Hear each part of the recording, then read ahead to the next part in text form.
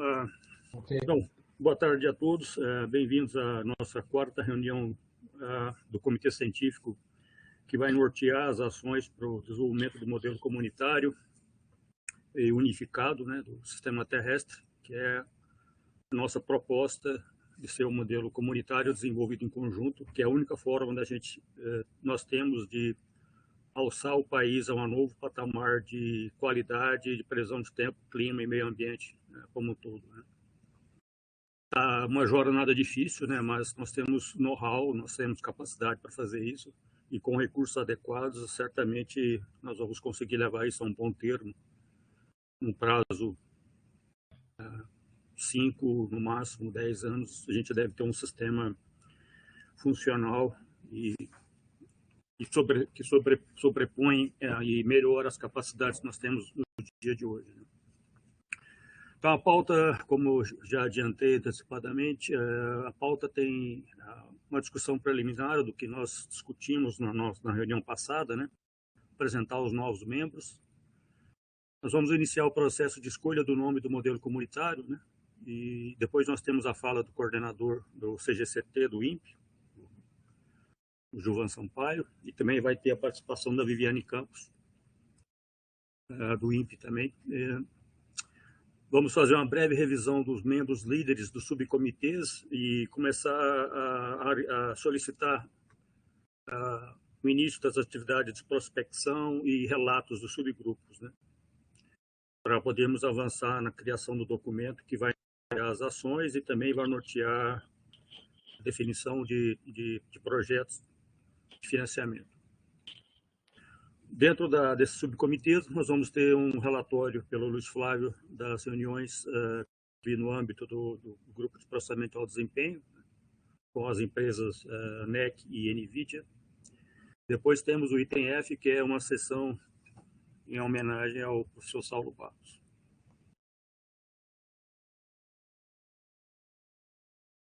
Bom, dentro dos novos membros que nós temos aqui a Júlia Cohen, professora da Universidade Federal do Pará, o professor Afonso Paiva, da COP, né, que está compondo o grupo de Oceano e Criosfera. O Ricardo Camargo participou das reuniões do subcomitê de processamento de alto desempenho, mas eu acho que do comitê científico como todo é a primeira reunião do Ricardo Camargo, certo, Ricardo? Certo, Saulo, obrigado pelo convite, é uma honra, colegas, abraços a todos. Também o Celso Mendes, que é a primeira reunião que o Celso Mendes está participando, né? E nós temos dois representantes e participantes da Força Aérea Brasileira, o Hélio Abreu Nogueira, e do Exército Brasileiro, Luiz Cláudio Oliveira Andrade. Então, nessa ordem de que está listada, eu gostaria que cada um se apresentasse e falasse um pouco das suas perspectivas e motivações para estar nesse comitê científico. Começando pela Júlia Cohen. Por favor, Júlia. Oi, boa tarde a todos.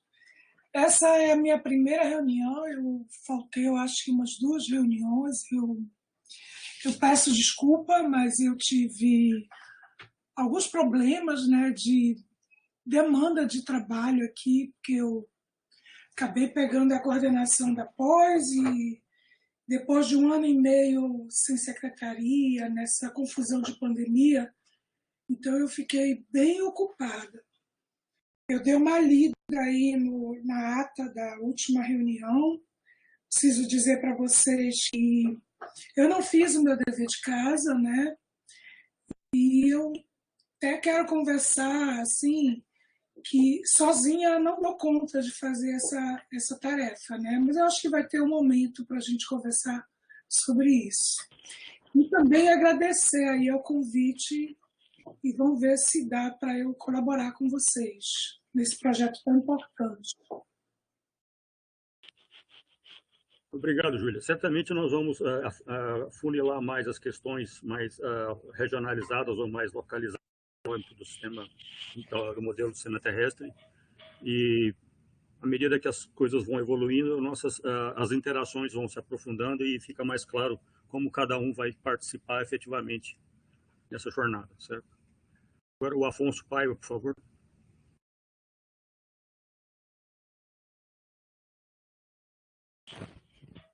Está mudo, Afonso.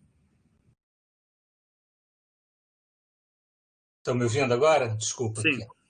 Então, boa tarde a todos. É um prazer ver rostos conhecidos aí, vários que eu também não conheço. Então, essa é uma das grandes motivações, até essa de poder interagir com mais colegas de áreas correlatas. Eu tenho trabalhado muito com modelagem oceânica, mas do ponto de vista da modelagem oceânica pura, sem acoplamento, mas tenho sempre me preocupado com essa questão climática e de multi-escalas no oceano. Então, é um prazer estar aqui, poder colaborar, e estou muito feliz, muito agradecido pelo convite também. Espero poder ter alguma contribuição a fazer ao grupo. Obrigado, Afonso. Ricardo? Obrigado, Saulo. Agradeço a você e ao Pedro pela indicação. É um prazer realmente estar nesse grupo, espero poder colaborar. Assim como o Afonso, a minha bagagem é na parte de modelagem oceânica, eu pilotei bastante modelagem atmosférica também. Hoje em dia tento fazer algumas orientações com a parte de modelo acoplado, que é o que a gente quer alcançar, né? Eu espero também conseguir trazer experiências aqui para esse grupo, trazer o meu grãozinho de areia no lugar certo. Abraços, muito obrigado. Obrigado. Celso Mendes?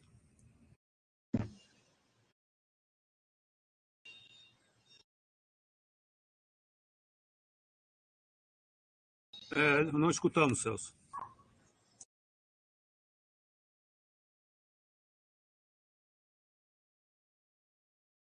O microfone para ele não está aparecendo. Acho que ele deve ter entrado sem microfone.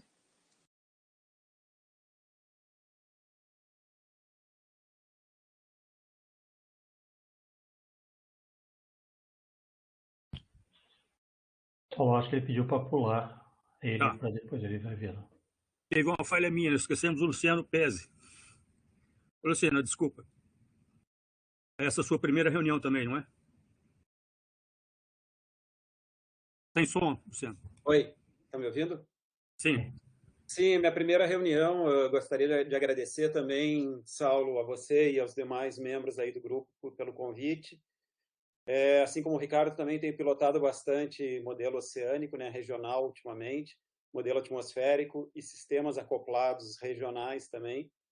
E espero colaborar, né, com o que tiver dentro do meu alcance. Obrigado aí pelo convite e oportunidade. Obrigado. Obrigado, Luciano. Eu não sei se o Hélio Abreu Nogueira está presente na reunião, ou o Luiz Cláudio de Oliveira Andrade, que são os representantes que apareceram foram indicados para a Força Aérea e o Exército Brasileiro.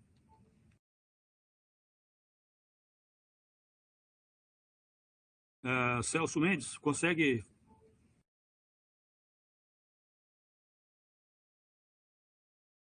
Eu saí e entrei de novo. Vocês conseguem me ouvir agora? Sim. Agora estamos ouvindo. Desculpe. Da primeira vez eu tinha entrado só sem o microfone, por isso que não... Celso, por favor, se apresente.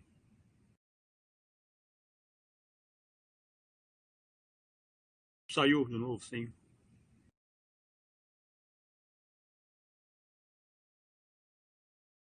Está marcado aqui que ele está com o microfone desligado agora.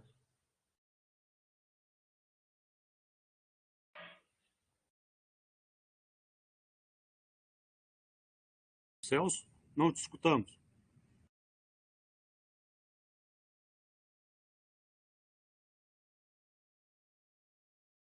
Embora eu seja já aposentado do INPE, Celso, ainda continuo... Oi. Cortou muito a sua fala. Retoma do início, por favor. Tá, desculpe. Estava falando que, embora eu já esteja aposentado do INPE, continuo atuando na pós-graduação na área de processamento de alto desempenho. Então, dentro dessa área, né, o que eu puder contribuir, estou disposto a contribuir. Agradeço mais uma vez aí pelo convite de participação. Obrigado.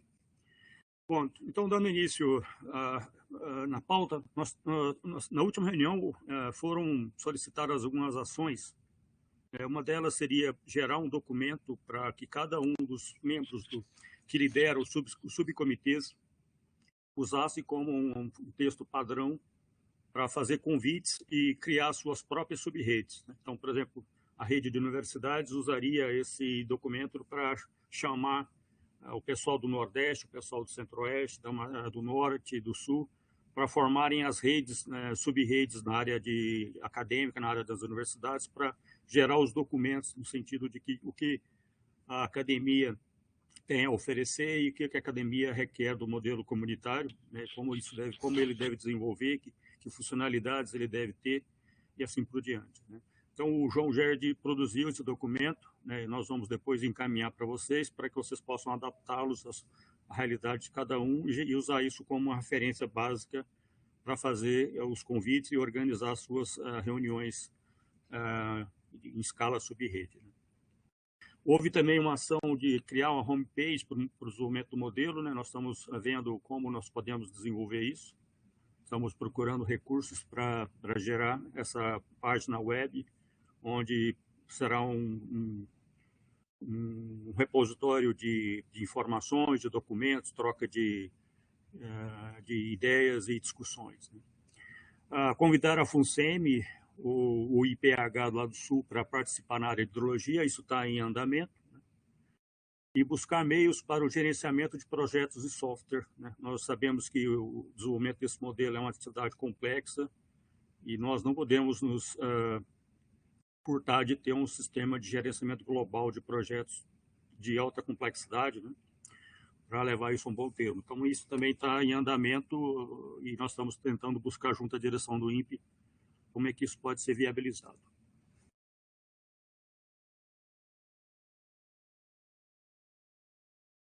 Bom, aqui está só uma imagem da carta que o João Gerd produziu, né, faz uma discussão geral do qual é a nossa proposta, quais são as áreas de atuação que nós precisamos de ter colaboração e a forma como o modelo vai ser estruturado e desenvolvido. Então, essa carta, depois a Fabielle vai passar para todos esse documento para vocês prosseguirem com a organização dos subgrupos.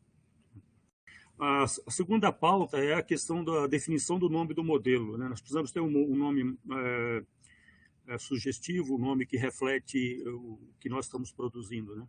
Então, e a ideia é fazer uma enquete, né? Cada membro do grupo aqui do Comitê Científico pode sugerir, e nós faremos uma votação posteriormente para definir qual seria o nome que nós vamos adotar para o modelo.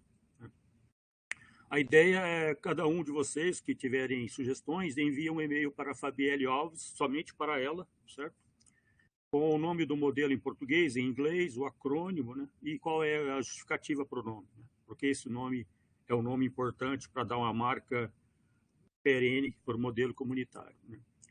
Então, a Fabielle vai organizar todas as sugestões e, numa reunião futura, ela vai apresentar para o comitê científico, né, sem citar previamente os autores, para que depois façamos a escolha qual seria o nome mais adequado, mais, vamos dizer, que mais sugere e informa o que o modelo é capaz de fazer e qual é a pretensão desse modelo. Né? Então, eu peço que cada um que tenha ideias do nome, que organize um pequeno documento e envie somente para a Fabielle para que ela possa ir organizando e depois ela mesma vai fazer uma apresentação para o comitê das sugestões que ela recebeu e a gente faz uma discussão e uma votação de qual seria o nome mais adequado dos nomes oferecidos. Bom, agora a pauta número 3, nós temos então a fala do Juvan Sampaio, com a participação da Viviane Campos. Né? O Juvan vai falar sobre ações para o financiamento do modelo comunitário, explicações, né? E também que nós estamos em hora de formalizar e gerar e definir as atribuições do Comitê Científico. Juvan, por favor. Obrigado, Saulo. Boa tarde a todos. Então, vou contar um pequeno histórico. Eu estive em Brasília nesses últimos 1 mês e meio, estive 3 vezes em Brasília, a última vez foi segunda-feira passada. E em todas as oportunidades nós conversamos com o próprio ministro, conversamos com o secretário executivo adjunto e com o secretário de Políticas de Formação Científica. E nos foi solicitado, quer dizer, nós estamos aí tentando via recursos, via FNDCT, e nós propusemos 3 cartas propostas para o FNDCT, cada uma para um dos programas que nós estamos conduzindo, né, aqui, que seria a BIG, que é a Base de Informações Georreferenciadas, o Biomas BR, que é o Programa de Monitoramento dos Biomas Brasileiros, e o terceiro seria exatamente o modelo comunitário do Sistema Terrestre Unificado. Nós submetemos a carta, foi autorizada a construção e nós trabalhamos aí, principalmente o Saulo, o Pedro e eu, na construção dessa carta proposta. Enviamos, ela tramitou. Só que aí no trâmite no Ministério, o que aconteceu foi que eles acharam melhor nós invertermos um pouco a questão e colocarmos junto à infraestrutura de supercomputação. E assim nós fizemos, nós refizemos a carta e tivemos que correr com isso, e o Saulo, inclusive, colaborou. Nós submetemos uma 4ª carta, então, cujo título é Renovação da Infraestrutura de Supercomputação do INPE e a sua aplicação no atendimento das demandas crescentes da sociedade brasileira por melhores previsões e monitoramento do tempo, clima e ambiente. Essa foi a carta submetida.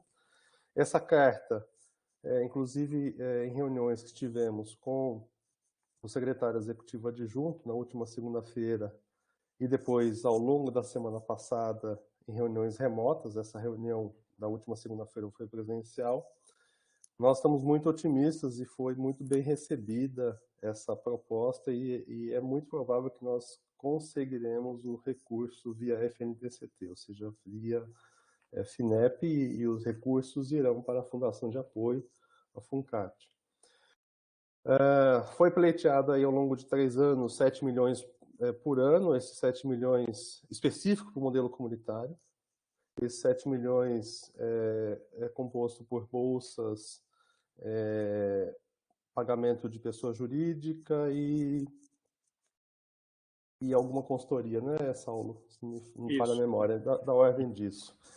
Da ordem de 7 milhões por ano, aproximadamente. Então, nós estamos aí aguardando a resposta da FNDCT, embora, como eu disse anteriormente, nós estamos otimistas em função de todas as reuniões que nós participamos e em função, inclusive, deles terem solicitado essa mudança do escopo, de modo que nós pudéssemos abarcar também a questão da renovação da infraestrutura de supercomputação junto. Quer dizer, inclusive a construção do modelo justificando a infraestrutura e vice-versa. Tá? Além disso, nós tivemos recentemente, e aí o Saulo também participou ativamente dessa construção, nós temos o programa de bolsas PCI no INPE, e nós fizemos a divisão das bolsas, da cota de bolsas que nós tínhamos disponível, dividimos nos 3 programas, e com isso foi possível, neste momento, o lançamento de 5 bolsas, se não me falha a memória, Saulo e o Manzi podem me corrigir, o Manzi é do Comitê de Bolsas PCI do INPE. Essas bolsas estarão no INPE, porque é do programa PCI do INPE. E nós teremos uma outra ação, inclusive nós precisamos ter uma conversa aí logo, principalmente Saulo, Pedro Dias e eu, com a FAPESP, né? Porque a FAPESP também vem nos sondando e até nos provocando, então nós temos também que ter logo uma conversa com a FAPESP.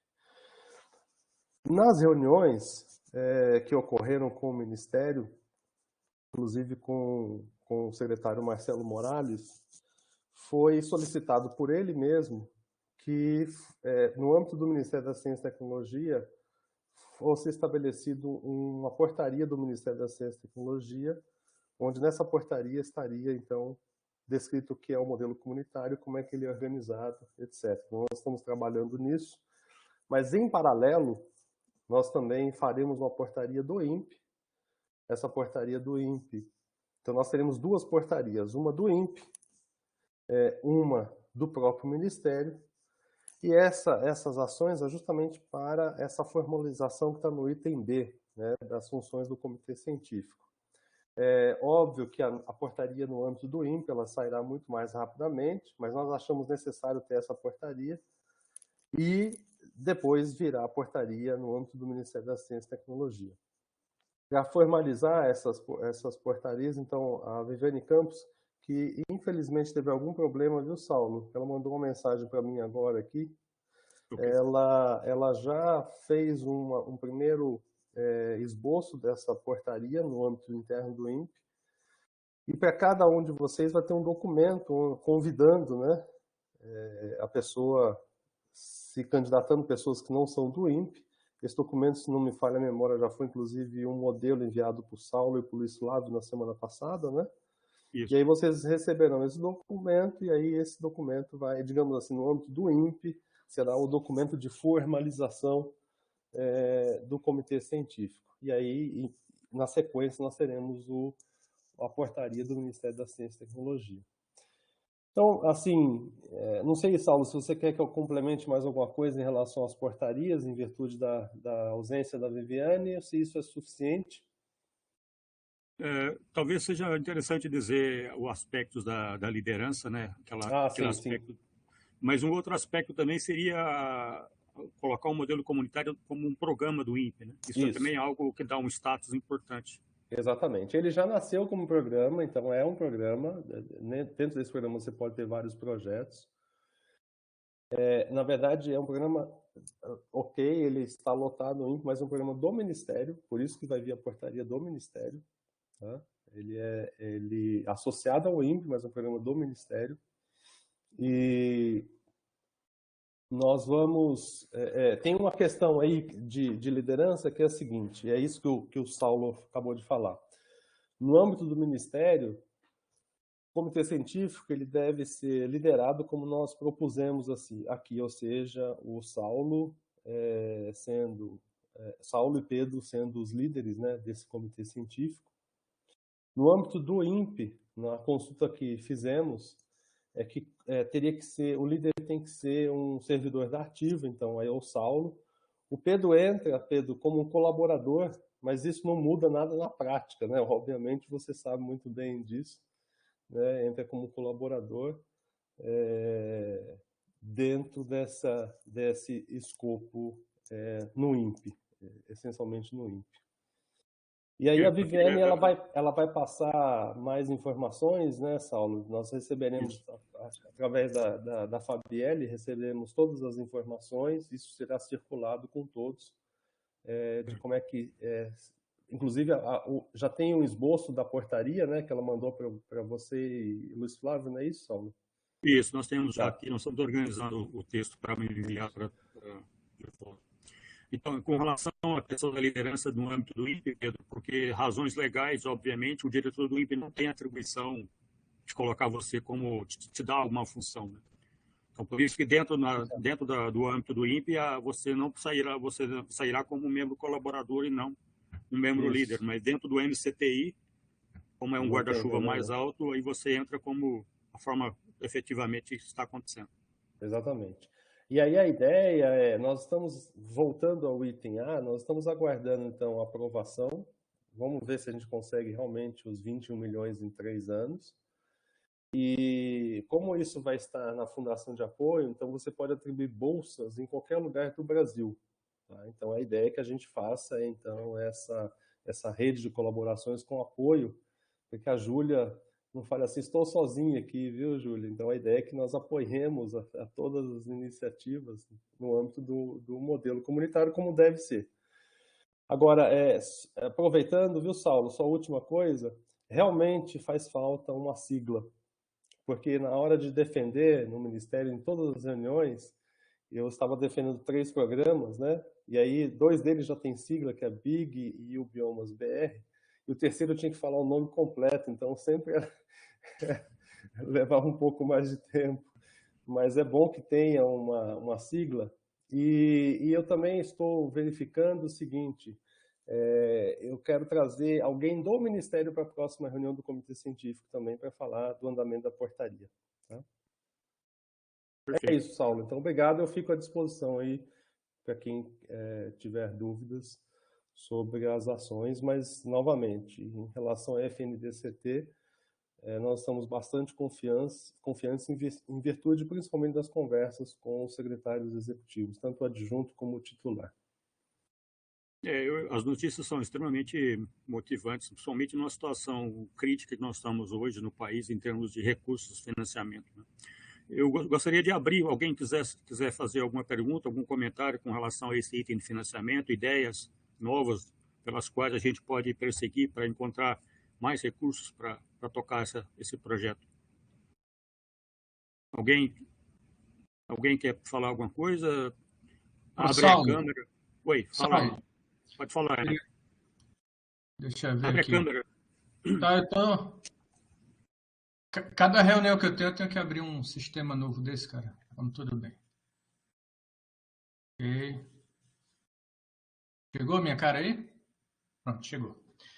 Não, era só sobre isso que o Gilvan estava falando, de ser um programa do MCTI. Eu acho que, eu não sei se já está pensado isso, Gilvan, mas ficaria muito importante mostrar que, embora o MCTI seja a liderança natural, você tem toda uma transversalidade com outros ministérios, né? O da educação por conta das universidades, o da defesa por conta dos órgãos que estão envolvidos, o MAPA por conta do IMET e tantos outros. Eu acho que isso dá mais robustez ao conceito. Sim, inclusive, viu, Enio, foi bom você ter colocado, porque na carta proposta do FNDCT nós destacamos isso. Destacamos essa transversalidade com os ministérios, como você bem falou, o MAPA e a defesa. A defesa, inclusive, em função do Sensipan, e como vocês sabem bem, nós estamos aí em fins de aprovar o Sistema Nacional de Meteorologia, que na sua primeira composição está estruturado entre o INPE, o INMET, o Sensipan e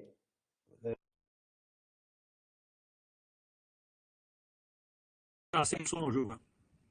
Fechou o microfone, Gilvan. Fechou. Estão me ouvindo agora? Agora sim. Tá. Então eu não sei até onde vocês me ouviram, mas eu falei da transversalidade e tem um ponto novo que veio da semana passada, que é o seguinte: nessa construção do Sistema Nacional de Meteorologia, que está em vias de fecharmos, vai ser um decreto. Fechou de novo. Eu acho que é falha na própria internet. Vai haver um comitê gestor, tá? Esse comitê gestor ele é composto pelo INPE, INMET e Sensipan, porém, a coordenação do comitê gestor vai ficar na Secretaria Especial de Assuntos e Estratégias da Presidência da República. Tá? Então, está ganhando essa dimensão. E, obviamente, nessa construção do Sistema Nacional de Meteorologia, um dos elementos importantíssimos nessa construção é esse modelo comunitário. Tá? Então, isso está sempre sendo enfatizado, Enio, e nós colocamos isso na carta proposta e em todas as apresentações que nós fizemos, da transversalidade, da importância que ganha e da essencial participação de todos vocês na construção desse modelo comunitário, porque não há como fazer de outra forma. Então, isso está sempre sendo enfatizado, viu, Enio? Mas obrigado por ter falado.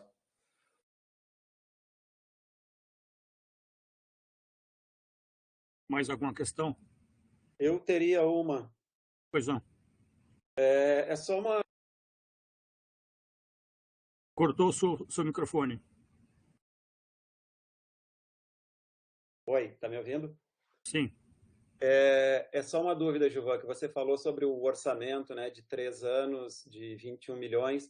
Isso seria só o modelo, não a infraestrutura? Só o modelo. Tá. Só para o modelo, exatamente. E como que ficaria a infraestrutura computacional? O orçamento que nós pleiteamos é de 200 milhões. Tá. Tá? Então, parte disso é a máquina, parte disso é a infraestrutura, né? Então, a renovação de toda a parte de ar-condicionado, energia elétrica, etc. Associado a isso, tem um projeto de implantação de uma primeira fase de uma usina de geração de energia fotovoltaica em Cachoeira Paulista e mais a parte de pessoal. Ok. Obrigado. Só enfatizando, nós queremos dar focar muito esses recursos do FNDCT, 7 milhões por ano, para montar a nossa rede de colaboração. Como é um recurso mais flexível da forma de que pode ser usado, né? Então, esse vai ser um recurso que nós vamos priorizar para financiar as atividades do comitê científico, dos subgrupos como um todo, independente da localização, né? Como o Gilvan colocou, o modelo comunitário já vai receber, já está em edital, 5 a 6 bolsas para pessoas trabalharem exclusivamente dentro do INPE, mas esses recursos adicionais nós vamos priorizar os grupos externos para dar condições de trabalho e contribuir efetivamente no projeto. Saulo, se eu puder falar um pouquinho, bem rápido. Fica à vontade. Uma questão para o Gilvan, já que ele tem interagido com o Ministério, eu gostaria que vocês soubessem todos que, do meu ponto de vista como oceanógrafo e trabalhando diretamente com a coordenação de mar, Antártica e Geociências do Ministério, que é separada da coordenação que cuida da área de meteorologia, vai ser a primeira vez na história do Ministério, salvo eu esteja completamente errado, que a gente vai trabalhar transversalmente dentro de 2 setores do MCTI que nunca conversaram de maneira direta. E a parte de modelagem numérica oceânica, ela nunca foi exatamente muito bem entendida dentro da nossa área de oceanos, né? O Afonso está aqui para não me deixar mentir. O projeto dele, que é o projeto mais efetivo na área de computação operacional de circulação oceânica, é o REMO, e a verba vem completamente alheia ao Ministério. Então, talvez isso seja uma coisa que deve ser pensada para que não exista turbulência no futuro e a gente consiga, aproveitando o ensejo da década dos oceanos, que está muito bem fomentado dentro do Ministério, que a área de modelagem numérica oceânica e interação, né, não seja esquecido dentro da nossa própria coordenação.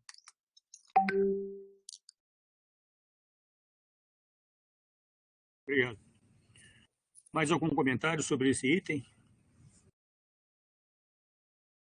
Bom, não havendo comentários, a pauta 4 nós vamos de novo reforçar a questão dos subcomitês, né, tentar esclarecer mais qual é a função.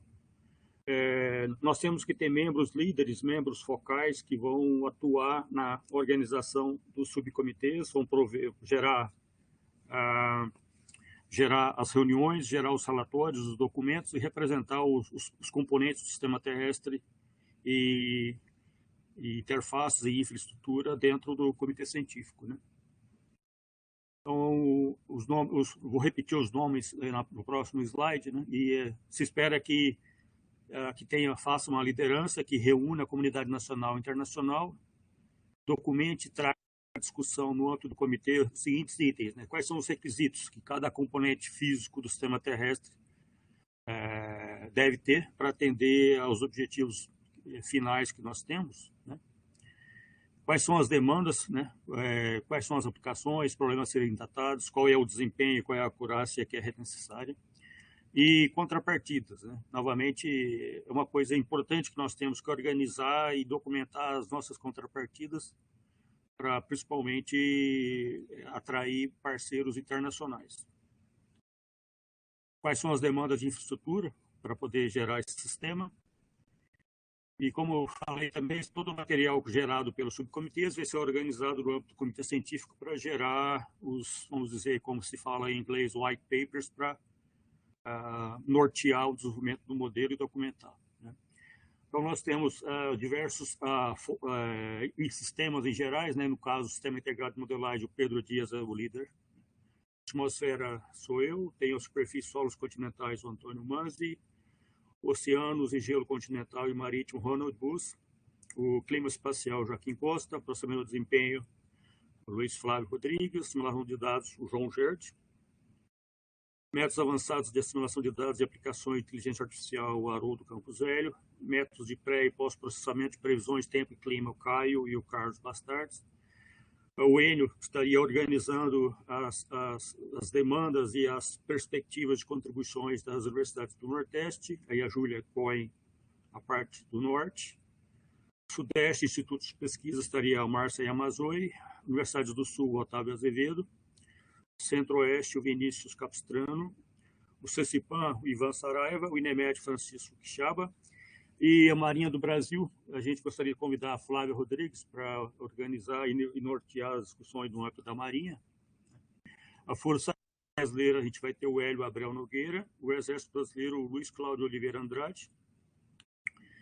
E em termos de hidrologia de superfície e subsuperfície, que foi algo levantado pelo Ronald, nós estamos em discussão junto à FUNSEMI e o IPH para que alguém dessas instituições se apresente e lidere esse componente. Então, mais uma vez, é importante que os grupos comecem a se organizar, comecem a produzir relatórios, né? E seria, o Pedro Dias e eu discutimos, já seria a hora, na próxima reunião do Comitê Científico, que os subgrupos se proponham a fazer já relatórios, mesmo que sejam incipientes, mas relatórios preliminares de como eles estão se organizando e como estão se estruturando o desenvolvimento de dos seus subcomponentes, né? Aqui, eu e Pedro Dias vamos começar a organizar a parte de atmosfera.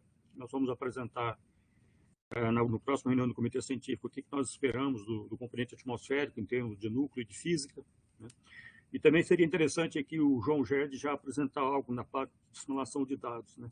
No caso, seria interessante, João, você mostrar para o Comitê Científico as novas perspectivas em sistemas de simulação de dados baseados no GEDI. Eu acho que o GEDI é o futuro da simulação de dados. Eu não sou da área de simulação de dados, mas o que eu escuto, o que eu vejo, principalmente aqui na NASA, no GMO, a NASA está aplicando todas as fichas nesse sistema.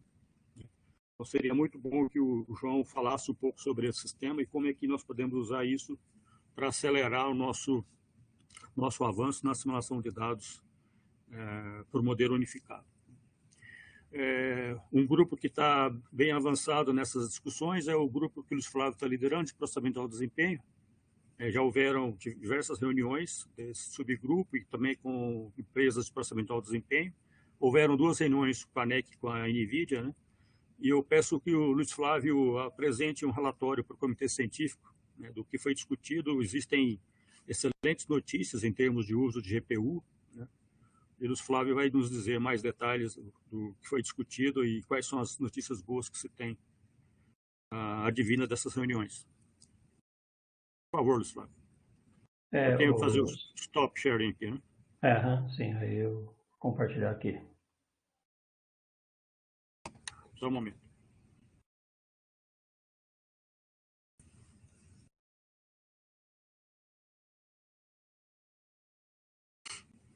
Como é que eu faço para compartilhar aqui, Santos?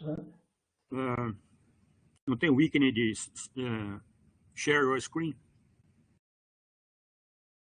O quarto item à direita aí. A telinha? Está aqui como fechar a apresentação. Clica no maisinho. Tem um maisinho no canto esquerdo. O mais à esquerda. Tornar-se apresentador. Ok, achei aqui.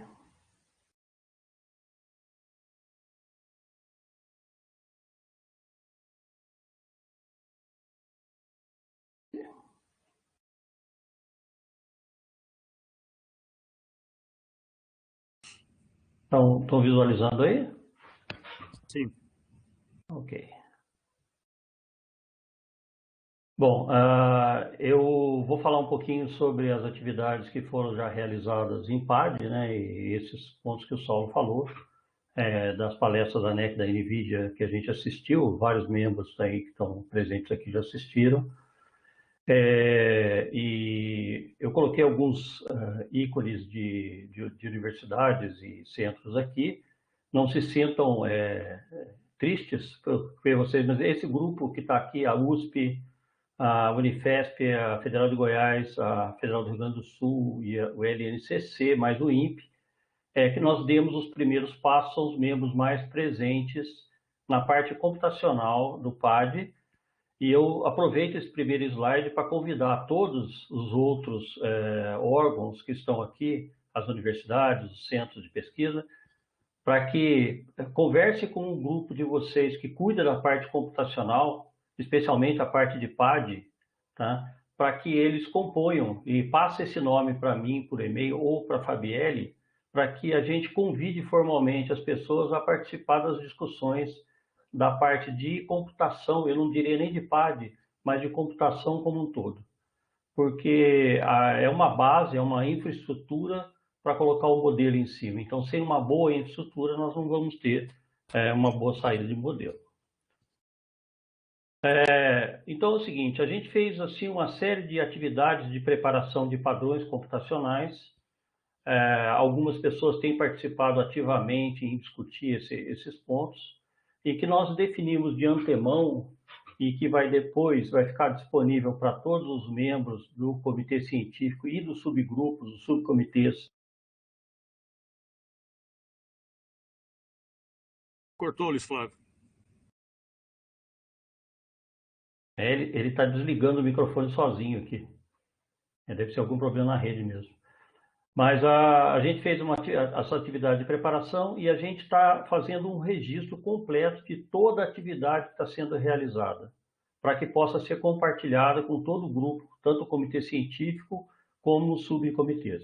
Então, todos os documentos estão sendo escritos usando um padrão de documentação chamado Markdown. A gente não usa o Word, nem usa nenhuma outra, porque o Markdown ele permite você gerar o PDF e gerar uma página HTML automático. Então, isso facilita muito a vida do usuário, e ele também é fácil de você colocar dentro do sistema de controle de versão.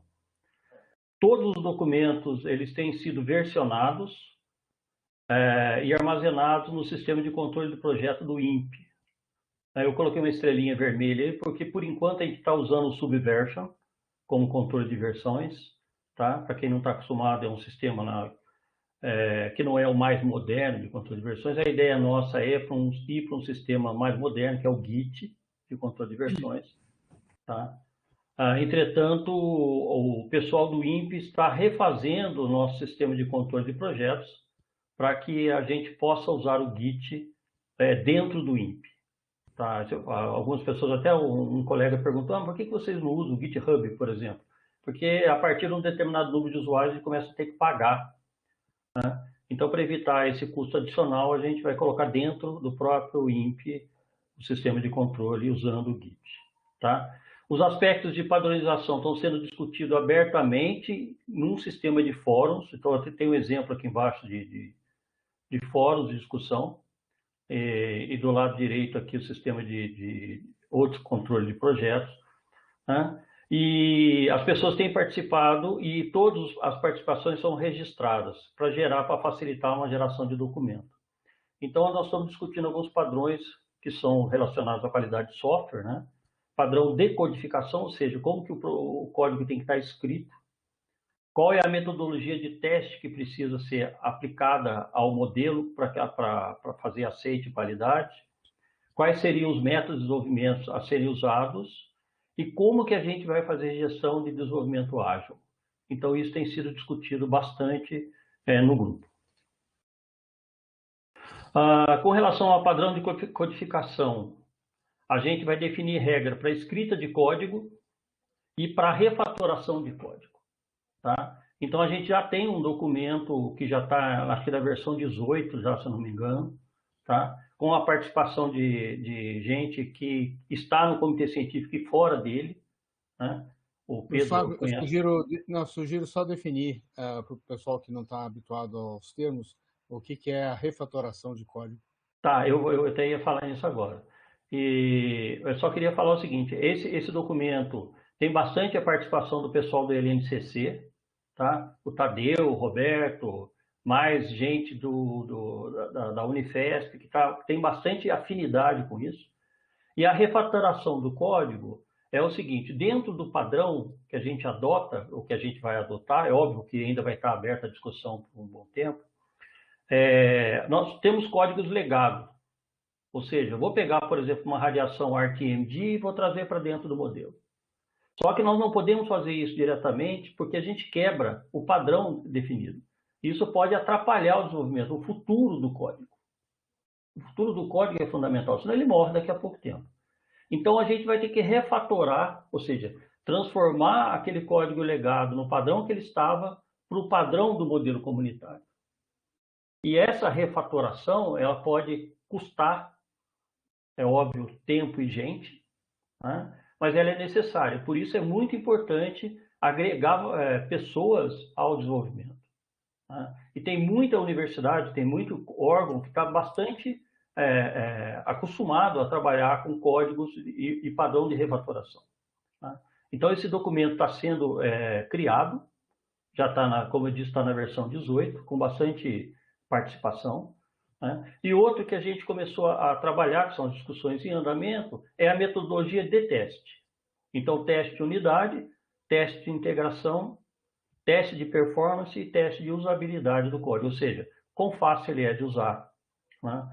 Para ter uma ideia, onde a discussão já chegou, a gente, por exemplo, aqui eu fiz um exemplo, a gente pega um módulo qualquer, eu chamei de M4 aqui, ele passa por um cheque de codificação e refatoração, e esse pequeno pedaço do modelo, por exemplo, a turbulência, ela passa por um teste que só testa a turbulência.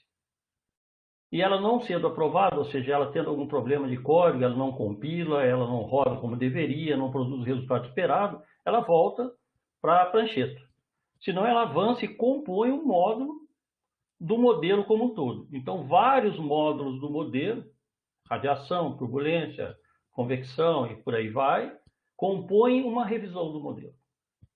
Tá? Então, várias revisões de cada um dos módulos compõem uma revisão que é o próprio modelo. Esse conjunto de módulos pode passar por um teste de integração. Esse teste de integração ele vai ter caso 1, caso 2, caso 3, caso N, que vai ter que ser discutido também. Então, entra na computação o feeling do pessoal de meteorologia, de modelagem, né, para dizer esse caso é bom de testar, esse caso não é, etc. E automaticamente o sistema testa a integração desse módulo desenvolvido dentro do modelo com resultados, por exemplo, comparativos, erro numérico, erro bias, erro quadrático médio, sei lá quais seriam as métricas a serem usadas. Estando dentro de um padrão mínimo aceitável, é feito então o teste de performance. Aí entra a parte de ele está fazendo quantos dias de previsão para dias de rodada computacional. E você define ali um limite que diz, o modelo é aceitável ou não é aceitável dentro desse padrão. Né? Ou ele precisa ser ainda trabalhado para melhorar a performance.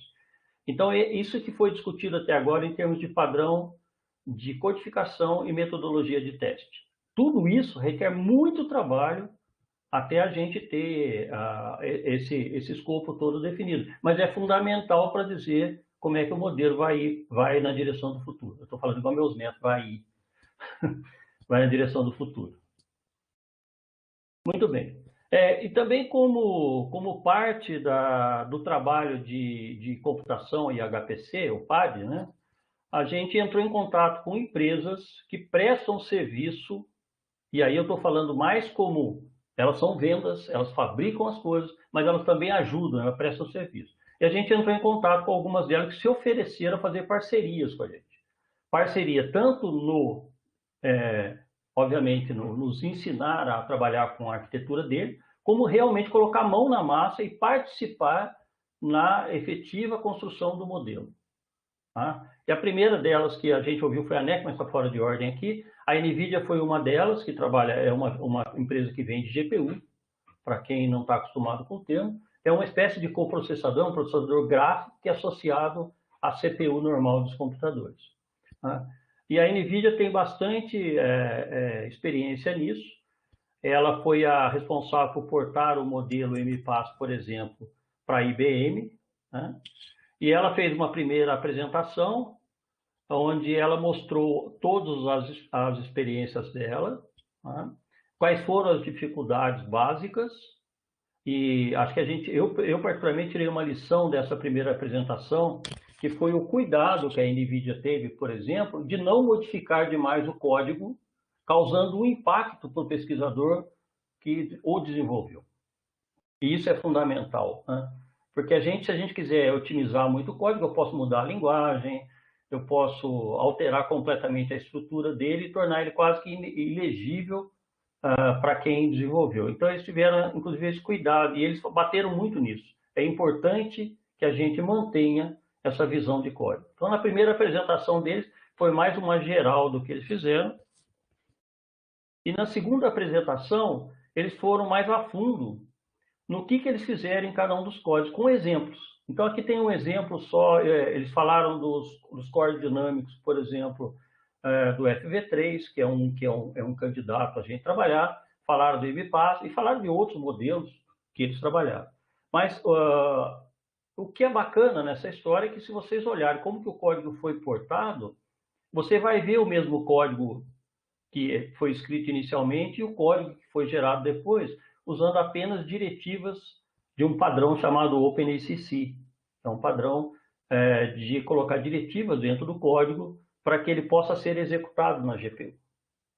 E os ganhos, em todos os casos mostrados, e aí eu tenho o Icon, tenho o MPass, tenho o FP3 e por aí vai, né? O IFS, os ganhos são razoavelmente bons, né? Então, nós temos aqui só um número que eu coloquei como exemplo, tá? A apresentação é muito longa. Então, eles têm aqui o tempo que gastou com um dual socket da Broadwell, que é um processador, 0,40, passando para a GPU, foi para 0,09, com speedup de 4,4, ou 1,90 para 0,35, com speedup de 5,4. Esses números, tá, da apresentação dele se repete para quase todos os modelos que eles trabalharam. E depois eu faço uma finalização. Então, o importante é que a gente vê não é mais um bicho de 7 cabeças, é óbvio que exige muito trabalho, etc., mas não é mais aquele bicho de 7 cabeças portar um modelo, por exemplo, a GPU. O Celso, que está aqui, que já conhece bem disso também, ele vai lembrar, né? A gente tinha que mudar, escrever em outra linguagem, a linguagem CUDA, que é uma linguagem bastante difícil de você entender, sendo um cara que sempre trabalhou com Fortran. Isso está bastante hoje leve, não tem tanto problema. A NEC fez uma apresentação para a gente. Ela mostrou o uso do novo sistema dela, de Tsubasa, né? Esse sistema é um sistema vetorial. O CPTEC sempre trabalhou com computadores vetoriais. Depois nós migramos para computadores massivamente paralelos. Mas a NEC reapresentou uma nova forma de arquitetura usando esse Tsubasa, que são placas plugáveis em computadores, são bem simples até de se fazer, e com resultados bastante animadores. Tá? A única coisa é que a NEC não teve ainda um trabalho grande com o FV3 e o MPass. Eles estão avaliando o caso do MPass, disseram que já tem um ganho aproximadamente 2 vezes usando os processadores, mas o grande fator que a NEC mostra é que, primeiro, que funciona. Eles pegaram o BAN, o WRF, né? O BAN é o modelo global do CPTEC, pegaram o WRF, que a maioria de vocês conhece, portaram para os processadores e eles tiveram ganhos bem razoáveis nos coprocessadores deles vetoriais. Agora, o mais importante disso é o custo. O custo em termos de economia de energia elétrica utilizando os processadores dele. Bom, as conclusões preliminares que nós tivemos, ou particularmente eu assistindo aí a apresentação desses grupos, primeiro que os cores dinâmicos e modelos apresentam boa portabilidade para diferentes arquiteturas, tanto máquinas vetoriais quanto GPUs, ou seja, nós podemos sair do universo do massivamente paralelo e migrar para esses novas, não tão novas arquiteturas, né? Algumas releituras de arquiteturas antigas. A computação sempre dá voltas, né? Mas a gente faz isso com uma certa tranquilidade. Então, a portabilidade está garantida, está mostrado que a gente consegue trabalhar com esses caras. Houve esse aumento substancial na facilidade de portar o código dessas arquiteturas, especialmente para a GPU, que era muito difícil. Tá? Eu trabalhei com GPU antes, e com o modelo Brams, por exemplo, e era uma dor de cabeça que você não ganhava nada, era muito difícil de fazer, e era um esforço muito tremendo para ganhar ou pouco ou nada. E agora não. A coisa é mais simples e melhor. Verificou-se que, nas diferentes arquiteturas, os modelos apresentaram ganhos em relação ao massivamente paralelo. Tá? Então, ele abre uma janela aí. O uso de Subasa reduz substancialmente o consumo de energia elétrica e garante uma excelente razão de watts por flop. Né? Essa é uma dor de cabeça que a gente vai ter que começar a se preocupar. Quanto que essa máquina consome? Então, a NEC apresenta um resultado absurdamente bom em termos de consumo. Tá? E o que abre espaço para arquitetura híbrida numa mesma máquina. É óbvio que isso, né, tem que ser considerado nas aquisições que vão ser feitas no futuro. Tá? É lógico também que é preciso estudar em que parte, qual parte do código pode ser implementado para uma determinada arquitetura ou outra, ou um hibridismo de várias arquiteturas. Tá? Isso requer uma questão importante que a gente precisa pensar antes da gente comprar uma máquina, talvez seja necessário a gente ter acesso a essas arquiteturas, tá?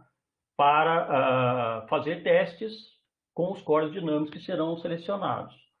Eu só gostaria de lembrar que, por exemplo, numa reunião que nós tivemos recentemente com a Dell ofereceu máquinas desse tipo para a gente usar.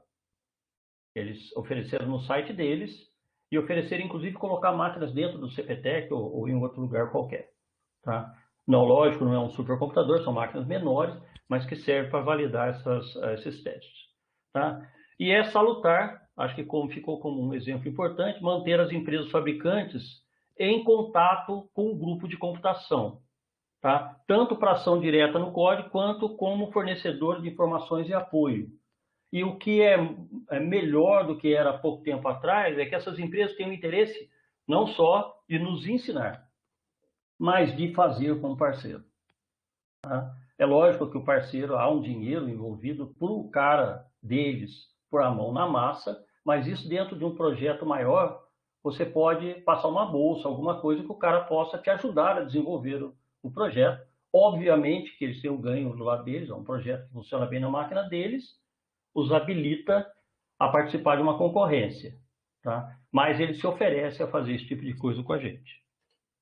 Bom, era isso. Espero que eu tenha relatado mais ou menos o que se passou aqui. Perguntas? Obrigado, Luiz Flávio. Perguntas para o Luiz Flávio. Eu tenho uma sugestão, Luiz Flávio, talvez seria interessante para dar para o Comitê Científico uma ideia da nossa possibilidade concreta de usar GPUs usando nossos códigos básicos que nós temos hoje, baseados em CPUs. Qual foi o prazo médio de trabalho que a NVIDIA falou para portar, por exemplo, uma microfísica de nuvens, um código de microfísica de nuvens típico de 10 mil linhas, por exemplo? Saulo, eu não me lembro agora exatamente o prazo, cara. Você vai ter que responder isso mesmo, eu não me lembro. O prazo esqueci, cara, juro. Até onde eu entendo foi 1 a 2 meses, não é isso, Pedro? Eles falaram em 2 meses. Nessa ordem. Ou seja, 2 meses é plenamente factível para a gente ter nossos códigos em CPUs convertidos para GPUs. E o interessante é que mantendo ainda a portabilidade para a arquitetura CPU, caso no futuro o CPU se mostre mais avantajado, tem mais vantagens do que as GPUs. Né? Alguns códigos, viu, Saulo? É bom também citar isso, né? Algumas partes, por exemplo, o BAN, o modelo global do CPTEC, ele tem partes que estão totalmente códigos puros, etc. Ou seja, que esse tempo pode ser inclusive reduzido, porque ele já está basicamente preparado para esse tipo de ação. Então, assim, mover uma radiação, mover alguma coisa para dentro desse sistema se torna mais simples ainda. E outro ponto importante que eu vejo é que muitas das parametrizações que a gente usa, elas estão nos demais códigos que eles já portaram para a GPU. Tá? Então, a gente aproveita o trabalho que já foi realizado. Mas nós vamos continuar desenvolvendo, né? A gente tem que ter um know-how de como fazer isso. Então, essa é uma outra questão. como é que esse grupo de PAD vê a questão de processamento de alto desempenho no âmbito da academia, das universidades? As universidades não têm acesso a especialistas, por exemplo, como o CPTEC tem, o INEMET também tem.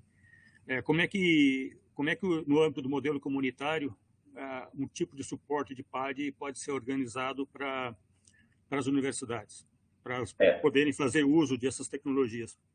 Eu vejo alguns caminhos, mas assim, primeiro que já não é uma verdade absoluta, né, a gente dizer que eles estão tão distantes assim. Um exemplo típico é, por exemplo, os alunos do Álvaro Fazenda, que têm colaborado bastante com a gente, eles têm entrado bastante na questão de PAD. Então, assim, as universidades começam a se preocupar uma vez que não tem mais como fugir disso. Isso virou a máquina é barata, relativamente barata como era no passado, né? Então, eles estão lá. Outra coisa é que o próprio fabricante hoje, ele tem interesse em formar o especialista. E ele só precisa de um canal. Eu acho que o modelo comunitário, ele pode ser um canal entre o INPE e as universidades, para formar gente nessa direção. A gente teve esse papel no passado e eu acho que a gente não pode perder esse papel agora, justamente agora que estamos tendo um modelo. Só um comentário. Acho que esse é um ponto muito importante, essa questão da familiaridade com o uso das GPUs. É um fato que hoje é muito mais comum, mas principalmente dentro da comunidade ligada à ciência da computação. Quando você vai para áreas como a própria meteorologia ou oceanografia, você já não encontra tanta gente assim.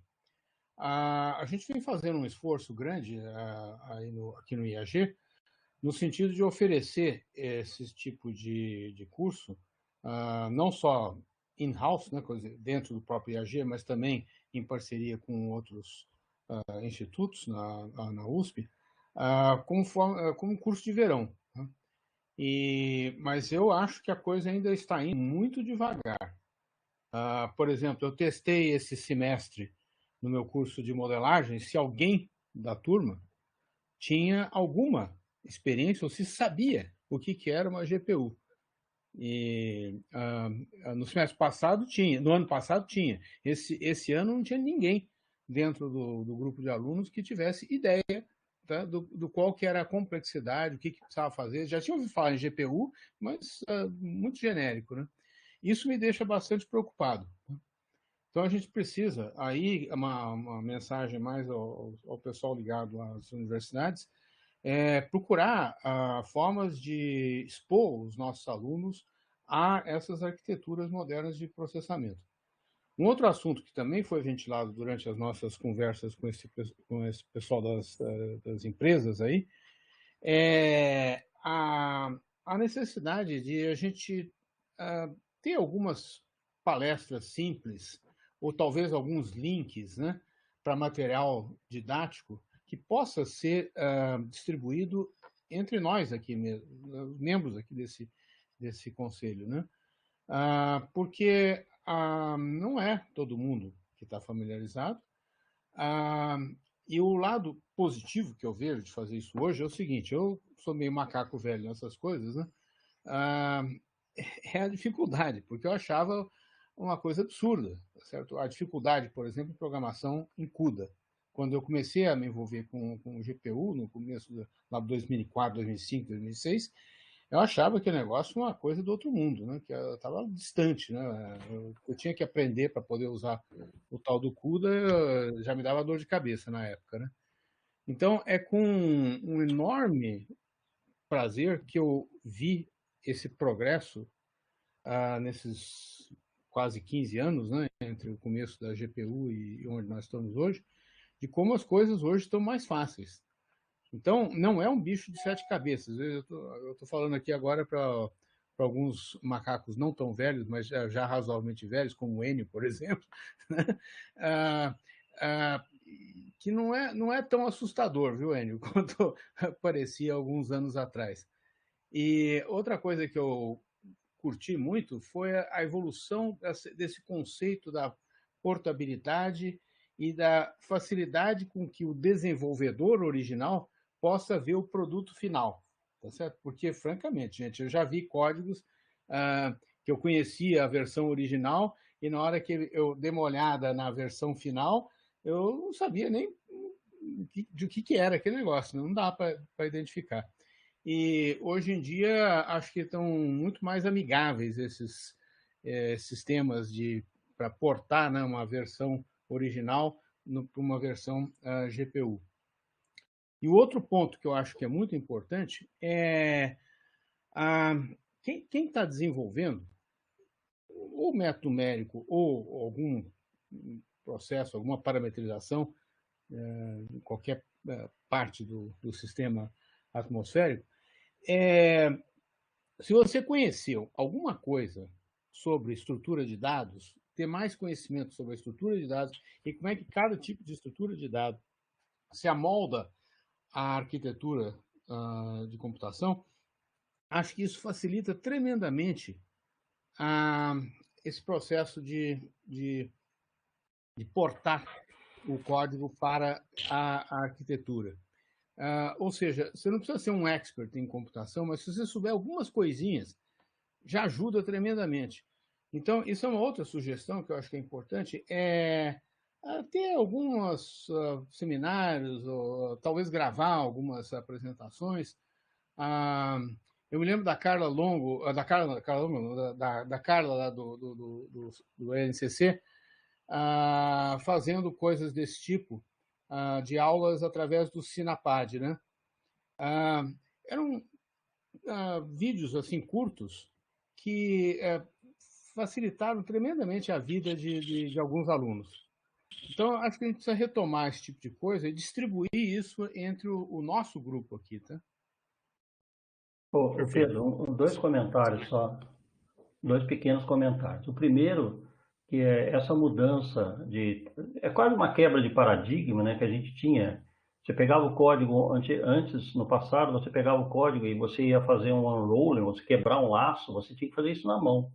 Então, você pegava um laço grandão e quebrava em um monte de lacinho pequeno, e o cara olhava depois para aquilo e falava, cadê o código que eu escrevi? Né? Porque aquilo lá desapareceu. Né? Bom, esse trabalho hoje, grande parte dele é dado à inteligência dos compiladores. O próprio compilador faz isso ao gerar o código binário. Né? Você não precisa fazer, você só diz para ele, faz aqui, ele vai fazer para você. Então, isso facilita muito de não ter esse trabalho. Esse é um ponto.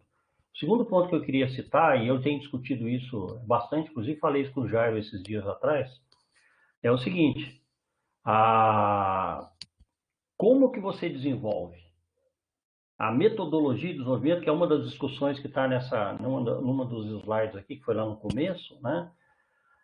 Eu acredito que a gente vai ter que ter uma parceria muito próxima, mais próxima do que sempre foi, entre o pesquisador e o cara de computação, e o computeiro, vamos chamar assim, tá? Para que, durante o processo de escrita de código, as coisas já se enquadrem dentro de uma padronização, por exemplo, na estrutura de dados. Qual é a melhor estrutura de dados para aquela arquitetura? O cara monta a estrutura de um jeito que não vai caber, vai dar um problema, vai ficar lento demais, coisa desse tipo. Tá? Então, já no começo, essa proximidade deve acontecer. Se isso for factível de se construir, e eu acho que tá? Custa dinheiro, obviamente, tem que ter mais gente, mas eu acho que um modelo desse tamanho tem que ter isso. Então, essa proximidade garante que você já tem um código muito bom já quando ele sai na primeira etapa. Tá? É óbvio que ele vai ter que passar por uma refatoração, vai ter que passar por um teste, etc. Normal, mas ele já sai melhor. Então, são esses dois pontos. Né? Pensar sempre que o compilador, cada vez, ele é mais inteligente para fazer as coisas. E, em segundo lugar, que a gente precisa realmente de um cara técnico na área de processamento, né, na área de computação, para acompanhar o pesquisador. O Haroldo agora tem questões. Boa tarde a todos. Eu pedi para falar porque eu tenho um compromisso às 13h30, então eu vou ter que sair às 13h30 aqui da tarde. Bom, primeiro é o seguinte, eu acho que o Luiz Flávio está coberto de razões, né? Eu vou dar um exemplo aqui de um software que foi desenvolvido pelo Laboratório de Computação, que é o Laboratório de Segmento de Solo do controle de satélites, controle de telemetria. É um código de 450 mil linhas de programação, e foi todo ele construído em 3 anos, e até hoje está funcionando, a gente nem percebe, né? Que já trocou várias vezes as máquinas, né, e o sistema operacional, e o software continua funcionando. Isso porque ele foi bem concebido e bem desenvolvido, já prevendo, né, o que queria, e todo o procedimento foi feito por o Tatuá Nakanishi, que foi o projeto de engenharia de software, junto com o João Bosco, e eles, então, faziam todo o desenvolvimento e tinha uma equipe de 56 pessoas completamente heterogêneas trabalhando nesse projeto. Então, essa questão que o Luiz Flávio falou, acho que é muito importante. É a questão do projeto de software. Eu acho que essa, inclusive, de como organizar o desenvolvimento. Eu acho que essa é uma questão fundamental para a gente garantir manutenção e aquilo que o Pedro falou, e, né, que depois alguém vai fazer uma manutenção ou uma melhoria no código, o código fica incompreensível. Então é melhor que a gente, desde o início, já saiba como é que a gente vai estruturar o código. Eu acho que essa é uma questão muito importante que o Luiz Flávio está falando. Outra questão, eu trabalhei com GPU no tempo do OpenCL e do CUDA, né?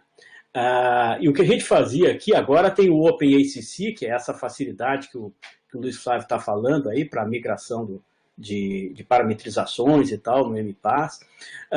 O que a gente fazia, Pedro, eu aqui durante 2 anos, faz uns 3, 4 anos atrás, que eu fazia o seguinte, eu fazia um mini curso de no máximo 2 semanas, que teria 3 ou 4 aulas durante a semana, de 1 ou 2 horas, em que as pessoas que a gente fazia o seguinte, o objetivo é que as pessoas, em primeiro lugar, se informassem a respeito de computação heterogênea. Segundo lugar, que as pessoas pudessem fazer a sua própria codificação de alô mundo, entendeu? Para romper essa barreira da gente criar gerar os programas e ter pelo menos o primeiro contato e perder o medo da gente ser apresentado para esses sistemas e perder o medo de trabalhar com essas coisas. Eu acho que talvez aqui, já vou aproveitar aqui para pensar isso, o Celso era um que me ajudou também num desses anos aí, que a gente fez esses mini cursos, era 2 semanas, tinha umas palestras introdutórias, depois era hands-on, mão na massa, né? Que as pessoas, eles mesmos teriam que fazer o seu alô mundo, e com programinhas bem simples, mas é simplesmente para quebrar o gelo. Para que as pessoas pudessem ser informadas de como atuar nesse tipo de programação. Eu acho que isso a gente teria que retomar, posso até conversar com o Celso e com o Luiz Flávio aqui, com outros interessados, e a gente organizar esses cursos aí, já aí aqui nesse 2º semestre, em setembro, outubro, fazer um mini curso e chamar todas as pessoas interessadas, né, para quebrar esse gelo e poder trabalhar com essa coisa de computação heterogênea. Era esse o recadinho aí. Obrigado aí, Sal. Obrigado. Mais comentários? Seguindo essa ideia do Pedro Dias, eu acho que a gente pode organizar workshops móveis também. Por exemplo, grupos de PAD podem organizar workshops no Nordeste, na região Norte, agregar as universidades para fazer treinamentos em loco e também resolver problemas técnicos que o modelo possa ter em alguma máquina específica que esses centros têm, de forma que a gente garanta que a comunidade possa efetivamente botar a mão no modelo, rodar, gerar resultados e gerar desenvolvimento. Eu acho que colocar workshops de ensino e de treinamento no modelo também é algo que a gente deve fazer, mas, claro, no mundo pós-Covid, né?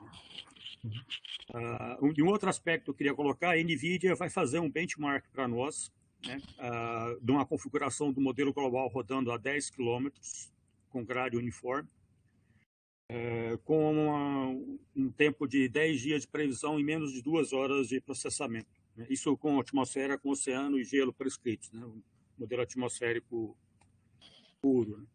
Então, isso seria um benchmark que a gente teria como base para nós entendermos que tipo de máquina nós precisamos comprar, né, para atender o futuro da modelagem aí, pelo menos no primeiro first, em termos de previsão determinística.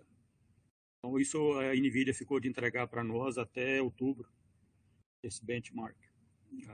Mais alguma coisa sobre esse assunto? Só um comentário. Na verdade, esse processo de divulgação para o pessoal da área de computação vale também no outro sentido, né?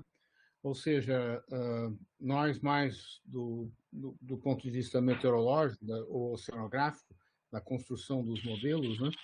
Também acho que devemos fazer seminários mais explicativos, né, da estrutura desses modelos, né? Quais são os processos, como é que se integra as partes. Isso tudo acho que ajuda a haver mais comunicação entre o pessoal da área de computação e o pessoal mais meteorologia ou oceanografia, né? Ou, aliás, como modelo não é só atmosfera e oceano, né? Esses modelos de superfície, por exemplo, tem umas coisas bastante complexas também do ponto de vista da modelagem. Né? Perfeito. Luciano, alguma coisa? O Gilvan Sampaio, por favor. Pode fazer, Gilvan, depois eu falo. Rápido, nessa mesma linha de fazer a divulgação do modelo comunitário, eu até conversei com o Saulo, a gente vai fazer um seminário agora na segunda quinzena de setembro, no âmbito do INPE, e depois nós faremos Sai melhor. Né? Pensar de dar, vai caber, etc.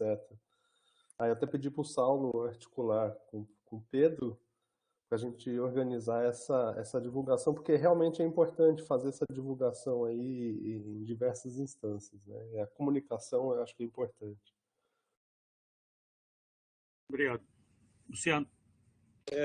Bom, só um comentário em cima do que o Pedro falou, e também agradecendo ao Luiz Flávio aí pela apresentação dele. A estrutura de dados, vai eu pedi para se a versão no começo 13 do controle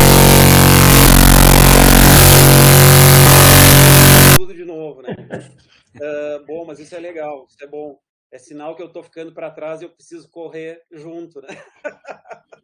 Mas eu queria levantar um ponto que eu acho que é também em cima da minha experiência pregressa, né?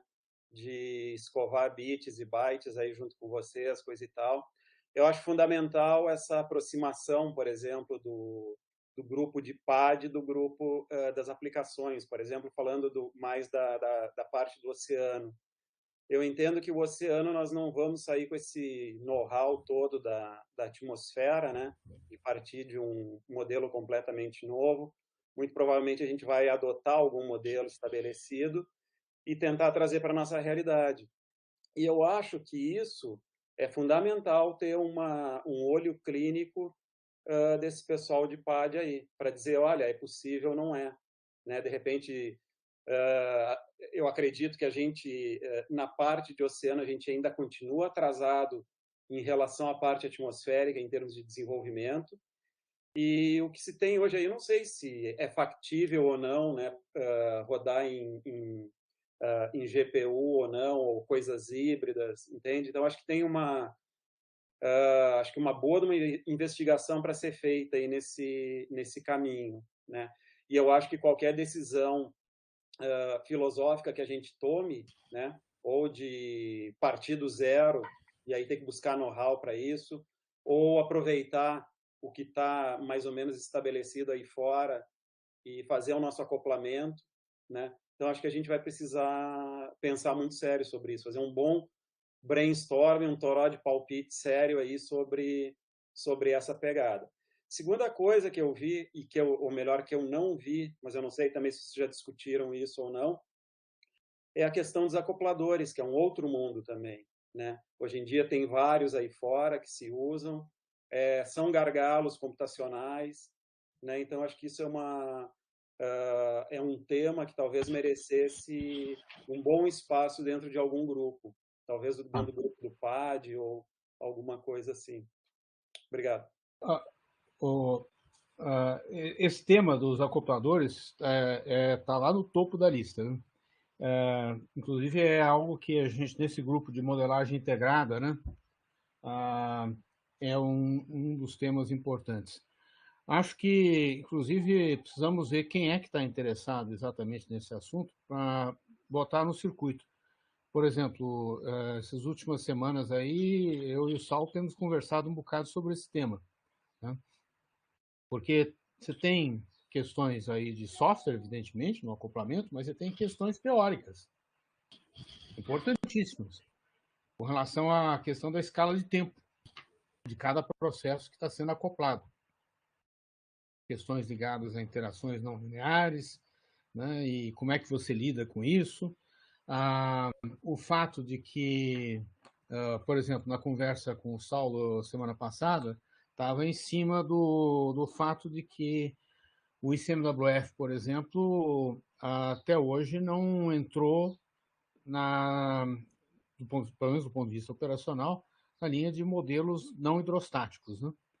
E a gente tem uma suspeita de que parte do problema é que alguns experimentos que eles fizeram, não só eles, mas outros grupos também fizeram com a introdução de modelos não hidrostáticos, vem justamente do processo de acoplamento, tá?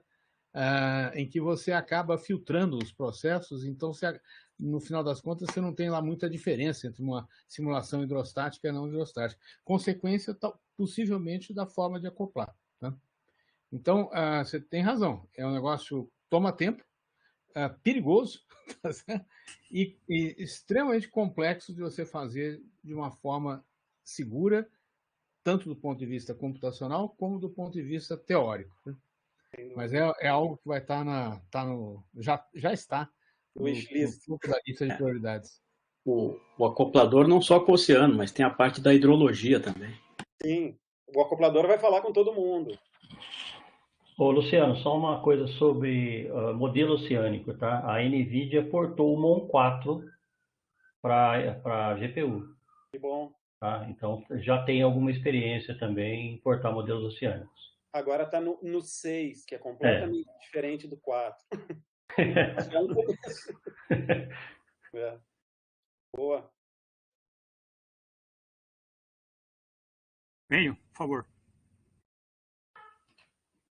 Microfone aqui. Não, eu acho bacana essa discussão aí, Luiz Flávio, Haroldo falou, Luciano falou, Pedro falou, mas assim, nós temos esse desafio que você sai de CPU para GPU, o que quer que seja, ele é importante quando nós pensamos em códigos mais ágeis, com maior resolução e tal. Mas nós temos um problema adicional a resolver, e que ainda não foi resolvido, que é a questão da física do processo. Então, eu particularmente, eu não me vejo gastando muita energia para aprender a programar para a GPU, para o que quer que seja, mesmo que precise desenvolver na física algo que seja intrínseco disso, né? Sabendo que tem pessoas, e aí sim tem que ter, Luiz Flávio, o cara que traduz o que alguém produz para uma coisa eficiente. Isso é como quando eu mesmo programando em Fortran, do jeito que eu faço, fica uma gambiarra. Tem que ter alguém que saiba otimizar o código, né? Então, é importante que haja formação de massa crítica nisso, mas eu vejo como mais central a gente formar a massa crítica para resolver os problemas físicos. Porque o problema computacional, o pessoal da computação resolve. Enio, só um comentário sobre isso. Uma das propostas que está na lista de discussão lá, na metodologia de desenvolvimento, tá, é o que o sistema ágil de desenvolvimento fala em pair programming, tá? Programação aos pares. Só que ele fala isso só para quem é computeiro, né? Tira um computeiro, o outro sabe o que o outro está fazendo e continua, aquele negócio. Eu estou falando em uma metodologia específica para esse métier nosso de pesquisador, programador, pesquisador, cara de computação. É uma mudança um pouco de visão naquele método ágil de desenvolvimento que a gente está acostumado. Ou seja, a nossa comunidade, e eu incluo todos vocês como sendo nossa comunidade, porque mexemos com ciência, modelagem e computação, a nossa comunidade tem um jeito diferente de trabalhar. Nós não somos uma fábrica de software. Então, assim, e os métodos ágeis, eles são adaptáveis. Você pode adaptá-los ao problema que você tem. Então, eu vejo que há um canal, há uma forma que a gente precisa discutir, obviamente, vai na lista de discussão da metodologia de desenvolvimento, em que esse seu problema, eu escrevo, eu tenho lá uma equação que eu preciso transformar em um código, eu vou usar, sei lá, o Newton-Raphson, eu vou usar qual método que seja para resolver aquilo, não importa, mas sai uma porcaria porque eu estou querendo ver funcionar. A minha ideia funciona. Ah, mas a performance dela, aquilo ali tem que pôr no trem porque vai chegar depois da manhã e termina a previsão de ontem. Então, assim, é óbvio que trabalhando conjuntamente, tá, a gente consegue fazer isso e bem. Eu acredito plenamente nisso. Tá? É preciso, obviamente, que também o lado, olhando pelo lado computacional, eu meio que transito no meio dos dois, mas olhando pelo lado computacional, eu vejo isso. É preciso que o lado do pesquisador da área de parametrização física, etc., também veja e faça aceitar que é possível trabalhar em conjunto e fazer uma coisa muito boa. Eu acredito nisso, entendeu? E concordo com você, é isso mesmo. Tá? Em muitos casos, a gente vai ter que trabalhar assim. Ou outros casos, não. Tem pesquisador que já tem feeling para escrever o código num padrão já bem definido, com performance, etc. A gente vai ter que abraçar tudo isso, né? O modelo é muito grande, com muitos braços. Essa é a questão. Uhum. Tá? Sim. Então, não tem jeito. Tá bom. A discussão está muito boa, mas vamos em frente. A gente tem agora o nosso último ponto de pauta. E vai ser uma sessão em que o Pedro Dias e o Pedro Peixoto vão falar um pouco do legado do Saulo Barros. Pedro, por favor. Deixa eu compartilhar aqui com a...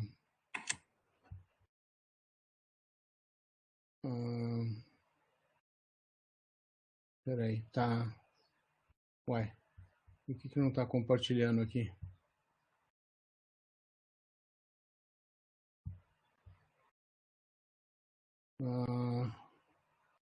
Upload the presentation, tá aqui, peraí.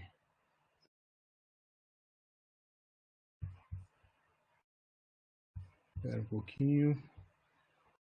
Ups, peraí.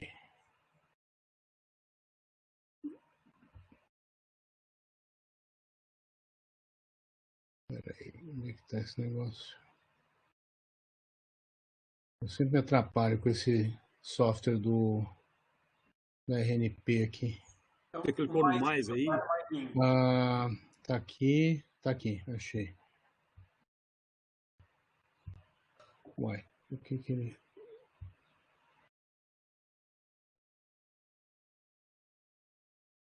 Uai, ele não está fazendo o upload aqui do sistema? O Pedro, você torna-se apresentador primeiro. Share screen, não upload. Então, Take não é para fazer o upload? Não precisa, só o share screen. Tem que...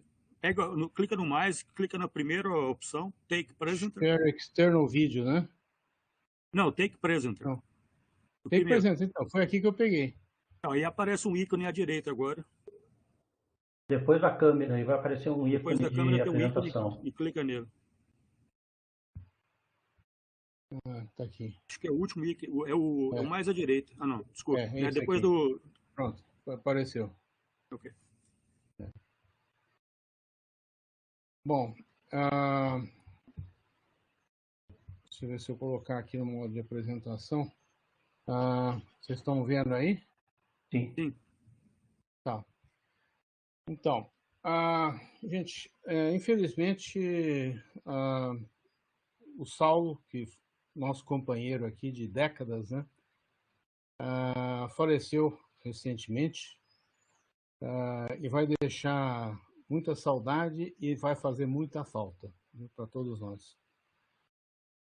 O Saulo, ele fez a graduação em matemática aplicada lá no IME, lá na USP, né? E depois ele fez o mestrado lá no IME também. E logo depois ele foi fazer o doutorado em Bonn, lá na Alemanha. terminou em 89.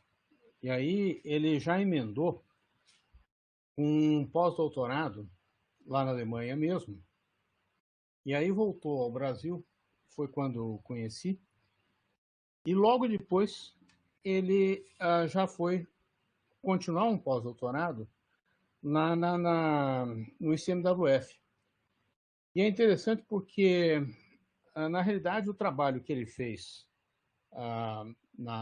no doutorado estava ligado à solução de equações elípticas, né, que aparecem e pesam muito do ponto de vista computacional em modelos como o do ICMWF, que tem um nível de utilização de esquemas implícitos bem alto, né? Então, toda vez que você tem esses esquemas implícitos, você acaba chegando em alguma equação elíptica que requer a solução rápida, né? E o Saulo, no doutorado dele, ele desenvolveu alguns métodos multigrid, né, que são chamados, que tornam bem mais eficiente o processo de solução dessas equações, e daí o interesse do ICMWF no trabalho do Saulo. E vocês vejam que ele teve lá em algumas ocasiões, né?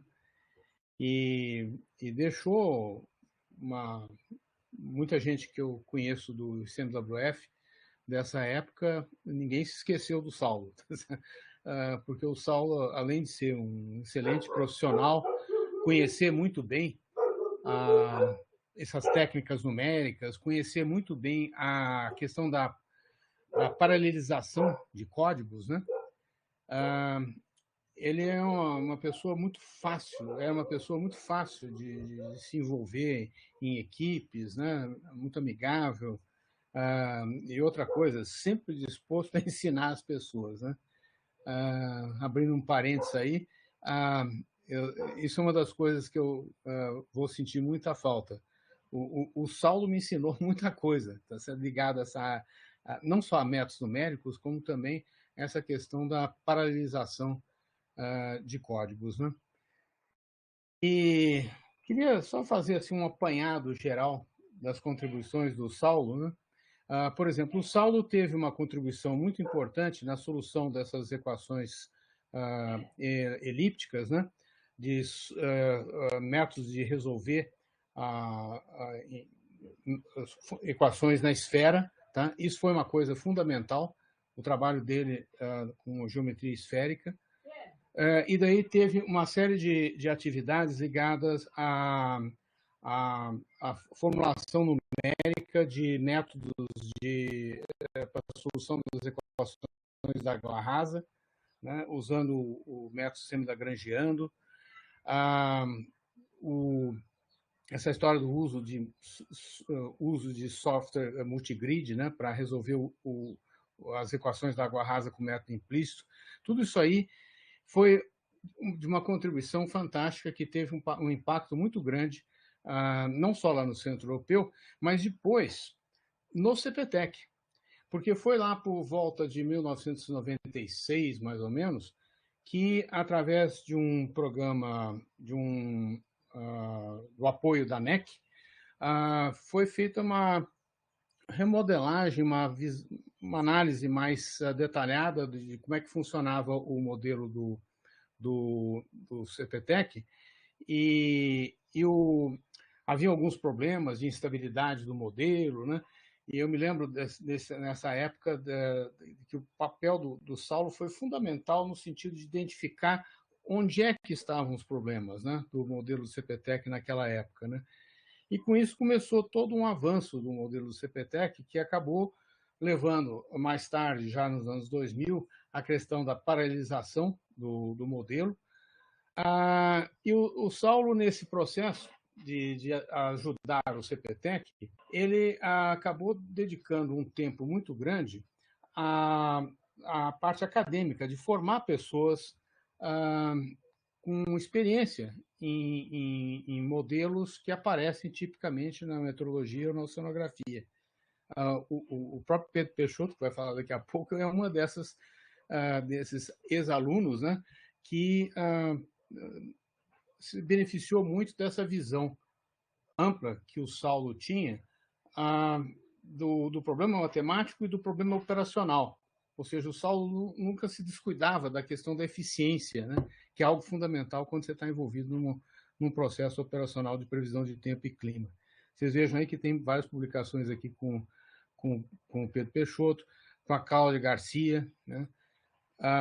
E tudo isso acabou levando a, por exemplo, o Saulo teve um papel muito importante na própria formação do BAM, né? Essa modernização do BAM, do ponto de vista da estrutura de paralelismo, dos métodos numéricos, né? Essa questão da introdução do semi-lagrangiano dentro do modelo do CPTEC, o Saulo está por trás de todas essas tarefas, né? E eu achava fantástico, uma das coisas que me deliciava assim, tremendamente eram as conversas com os grupos, né, que a gente estava trabalhando. Tinha gente da computação, de alto desempenho, tinha gente da meteorologia, e o Saulo transitava numa boa, tá certo? Dava palpite em tudo, e sempre muito certeiro, né? Então, é com enorme saudade, né, que acho que nós vamos ficar. Esqueci de mencionar outra coisa. Ele tem também uns artigos em capítulos de livros, né? Vejam só os títulos, né? Olha só, Scalability, né? Estimates of Parallel Spectral Atmospheric Models, né? Partes de paralelização. Tem coisas importantíssimas, né, que o Saulo fez naquela época, que foram importantes lá para o Centro Europeu, a montagem do IFS lá dentro do Centro Europeu, por exemplo. O Saulo teve um papel muito relevante, e também aqui no CPTEC, e também no RAMS. Certo? Quando nós tínhamos aquele projeto da FINEP para paralisação do RAMS, o Saulo Barros foi, de novo, uma pessoa instrumental em definir a estratégia. Foi tão boa a estratégia que o RAMS dos Estados Unidos acabou adotando a estrutura que foi desenvolvida aqui para o paralelismo. E a gente acabou, ele junto com o Jairo Panetta e outros colegas, né, acabaram levando o RAMS a um nível de paralelismo que surpreendeu a todo mundo, né? Então, gente, é assim com um pesar enorme, viu, que não vamos ter mais o Saulo para dar uns bons palpites nas nossas conversas. E queria passar agora para o Pedro Peixoto para dar uma outra visão, né, como ex-aluno, como colega de trabalho e como professor, né? Só um pouquinho antes, eu queria só comentar que nessa linha também, como professor lá do IAG, também vai fazer uma falta tremenda, porque o Saulo era o nosso principal contato na matemática, quando você queria discutir alguma questão ligada à ementa de cursos, né? Eu me lembro uma vez que eu e o Saulo sentamos e montamos um programa de cálculo, né, para alunos de áreas aplicadas, como meteorologia, geofísica, né, astronomia. E quando a gente terminou ali com aquela lista, o Saulo olha para aquele negócio ali, né, para aquela sequência de temas, né, do curso de cálculo, e diz assim: puxa, eu gostaria de fazer de novo o curso de cálculo. Então, isso revela muito o espírito, né, do Saulo, vai deixar muita saudade. Pedro, pode pegar aqui, deixa eu sair dessa... Obrigado, Pedro. Não, eu não vou apresentar nada, eu queria deixar alguns comentários, para mim, comentários.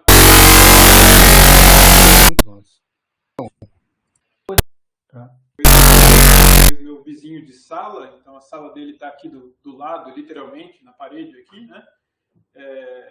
Então, para mim, é um buraco enorme mesmo que fica. Mas só passar um pouquinho de alguns comentários que eu acho que são interessantes, que assim, bom, a primeira seriedade que ele trabalhava, era inclusive difícil você chegar na publicação de um artigo com ele, tamanhos requisitos de qualidade depois. Olhando pelo lado um código, aquilo tinha que estar muito bem feito para poder seguir adiante. E ele carregava isso em diversos aspectos tanto como professor. Então, nos cursos deles acabavam alguns alunos achando que era muito difícil, coisas assim, mas ele sempre pegava o aluno e trazia para estava à disposição para ajudar no que fosse necessário, né?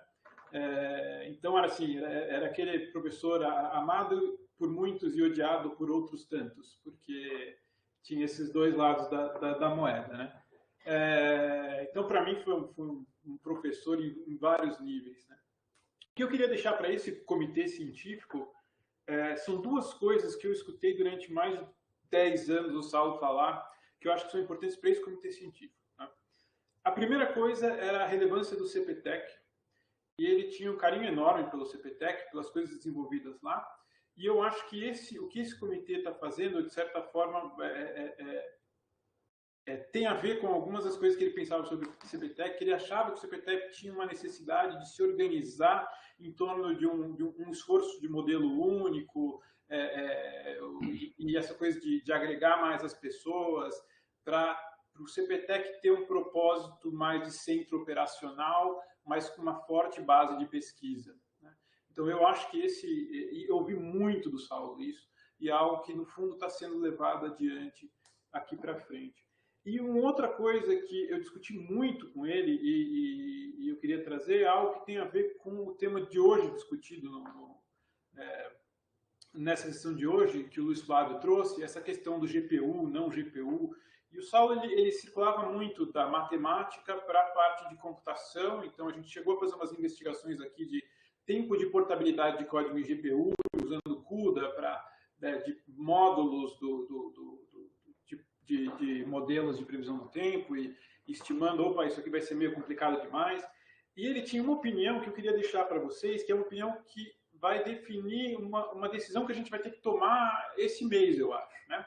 Então, algo que surgiu nas reuniões com a NVIDIA foram duas formas de pensamento bem distintas. Uma era a NVIDIA usando o MPass, onde eles foram dentro de um código de Fortran e implementaram OpenACC aceleradores dentro do código Fortran, algo que é legível para quem está acostumado com Fortran, e acelerou o código, certo? É uma medida pontual. Em contrapartida, você tinha o que foi apresentado para o pessoal da NVIDIA para o FB3, que está mais em linha do que o MetOffice está fazendo, algo que o LCMWF está começando a fazer, e algo que alguns grupos estão olhando mais adiante, que é começar a usar uma história de Domain Specific Language. O que é isso? É pensar que o cientista não vai conseguir escovar bit e não vai conseguir aprender a mexer em GPU, então você cria uma carapaça com a parte matemática, física, onde o cientista fica ali e depois o cientista da computação faz o acoplamento com o hardware. Tá? Essa é uma decisão importante que a gente vai ter que tomar se a gente vai querer seguir numa linha mais tradicional, que eu acho que é um pouco do perfil da maioria aqui, que é pegar uma coisa que a gente já conhece, Fortran, pega OpenACC, que é uma coisa assim, pôr umas linhas a mais de código e a gente não muda muito. Tá? Ou se a gente vai para uma coisa que hoje ainda não está bem estabelecida, mas que daqui 10, 20 anos, isso parece que, dada a complexidade, pode se tornar uma coisa super relevante, mas que hoje talvez traga mais prejuízo do ponto de vista computacional, porque você tem um overhead muito grande de fazer essa carapaça para esconder a parte de programação. Mas aí eu fecho com uma opinião do Saulo nisso, por isso que eu estou trazendo isso, é que ele não acreditava que um centro operacional pudesse ter, no final das contas, um modelo com um Domain Specific Language. Tá? Ele acreditava que, no final das contas, o centro teria que ter o meteorologista trabalhando junto com o cientista da computação para fazer um código acoplado único. Né? Ele achava que esse overhead ia facilitar talvez a pesquisa, mas que na hora do vamos ver, ia precisar dessa coisa mais estilo hardcore, que a gente está acostumado, que é pegar o código do Fortran e pôr as diretivas de computação de alta performance para isso. E, bom, vai fazer muita falta para esse comitê, indiretamente, apesar de ele não estar aqui, ele estava aqui, porque toda vez que tinha reunião eu comentava com ele, discutia com ele, trazia ideias para eu trazer para cá. Então, vai ser uma perda enorme aí para a comunidade científica toda e, enfim, uma tragédia. Obrigado, Pedro Dias, Pedro Peixoto. O Saulo Barros não estava no comitê científico direto, mas o Saulo Barros estava sendo cogitado para o que nós vamos criar ainda o comitê supervisor, que é um comitê que vai supervisionar o comitê científico, um comitê pequeno de notáveis na área de computação, de física, meteorologia. O Saulo Barros certamente seria um dos membros desse comitê que nós vamos criar ainda mais adiante. Queria abrir para o pessoal restantes do pessoal, alguém quiser colocar mais alguma coisa sobre sua experiência com o Saulo Barros. Vejo que o Paulo Kubota está presente e o Paulo trabalhou muito perto com o Saulo Barros, né? Ou então mesmo o Gilvan Sampaio, o Hélio, por favor, Hélio.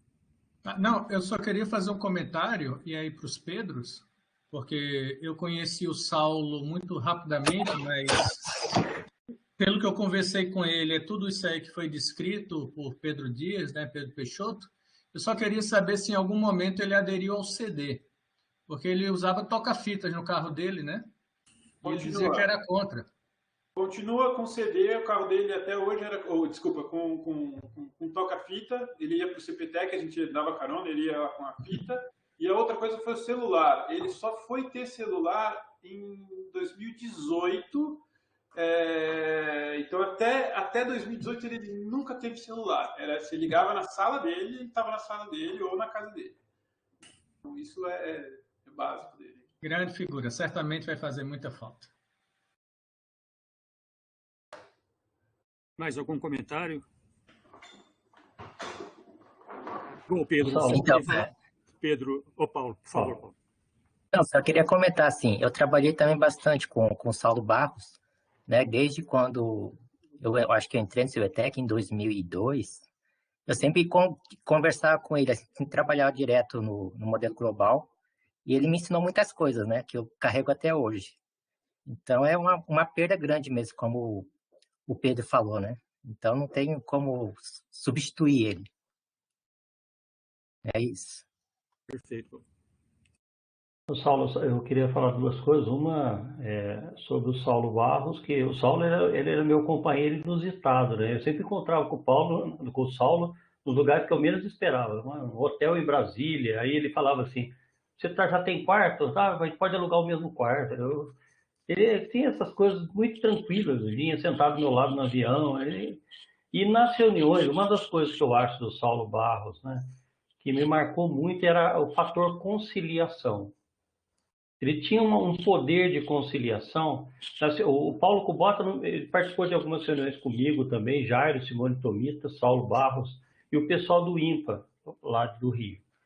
E sempre havia um conflito lá dentro, né? De opiniões, de discussões, e havia egos e aquele negócio todo, e ele conseguia fazer com que as pessoas abaixassem a bola e voltassem para discutir, assim, amigavelmente um problema matemático que envolvia os modelos, que virava uma divergência. Ele conseguia sempre fazer isso, naquela calma de sempre, daquele mesmo jeito, falando devagar, tal, e as pessoas, aquilo parecia que era um cala-boca, era um respeito muito grande. Então, eu via muito isso neles, a gente conversava muito isso, né? Outra coisa que eu queria falar sobre essa questão que o Pedro Peixoto falou, que o Saulo Barros disse para ele, né? Eu concordo, viu, Pedro? Eu acho, por isso que eu nem coloquei na apresentação a questão do framework para criar modelos a partir de uma física pronta. Porque no modelo operacional, no centro operacional, a gente não vai ficar mudando o modelo, aquela mudança que você faz quando você está na universidade. Você tem 200 alunos trabalhando com a mesma ferramenta e aí eles vão criando coisas para fazer teste. A gente não pode ir desse jeito. A gente tem que ir mais devagar, com mais cuidado, com essas rotinas de teste mais curtas.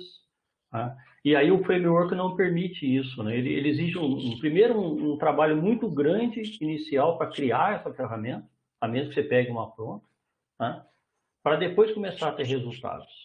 E não há tempo na operação, e esse é um problema que, assim, eu acho que a gente vai ter que aprender isso nesse grupo tão heterogêneo que é o grupo do modelo comunitário, porque tem várias universidades com vários pensamentos, em que esse modelo tem que atender a operação profundamente e nos diversos níveis, oceânicos, atmosféricos, superfície, etc., né?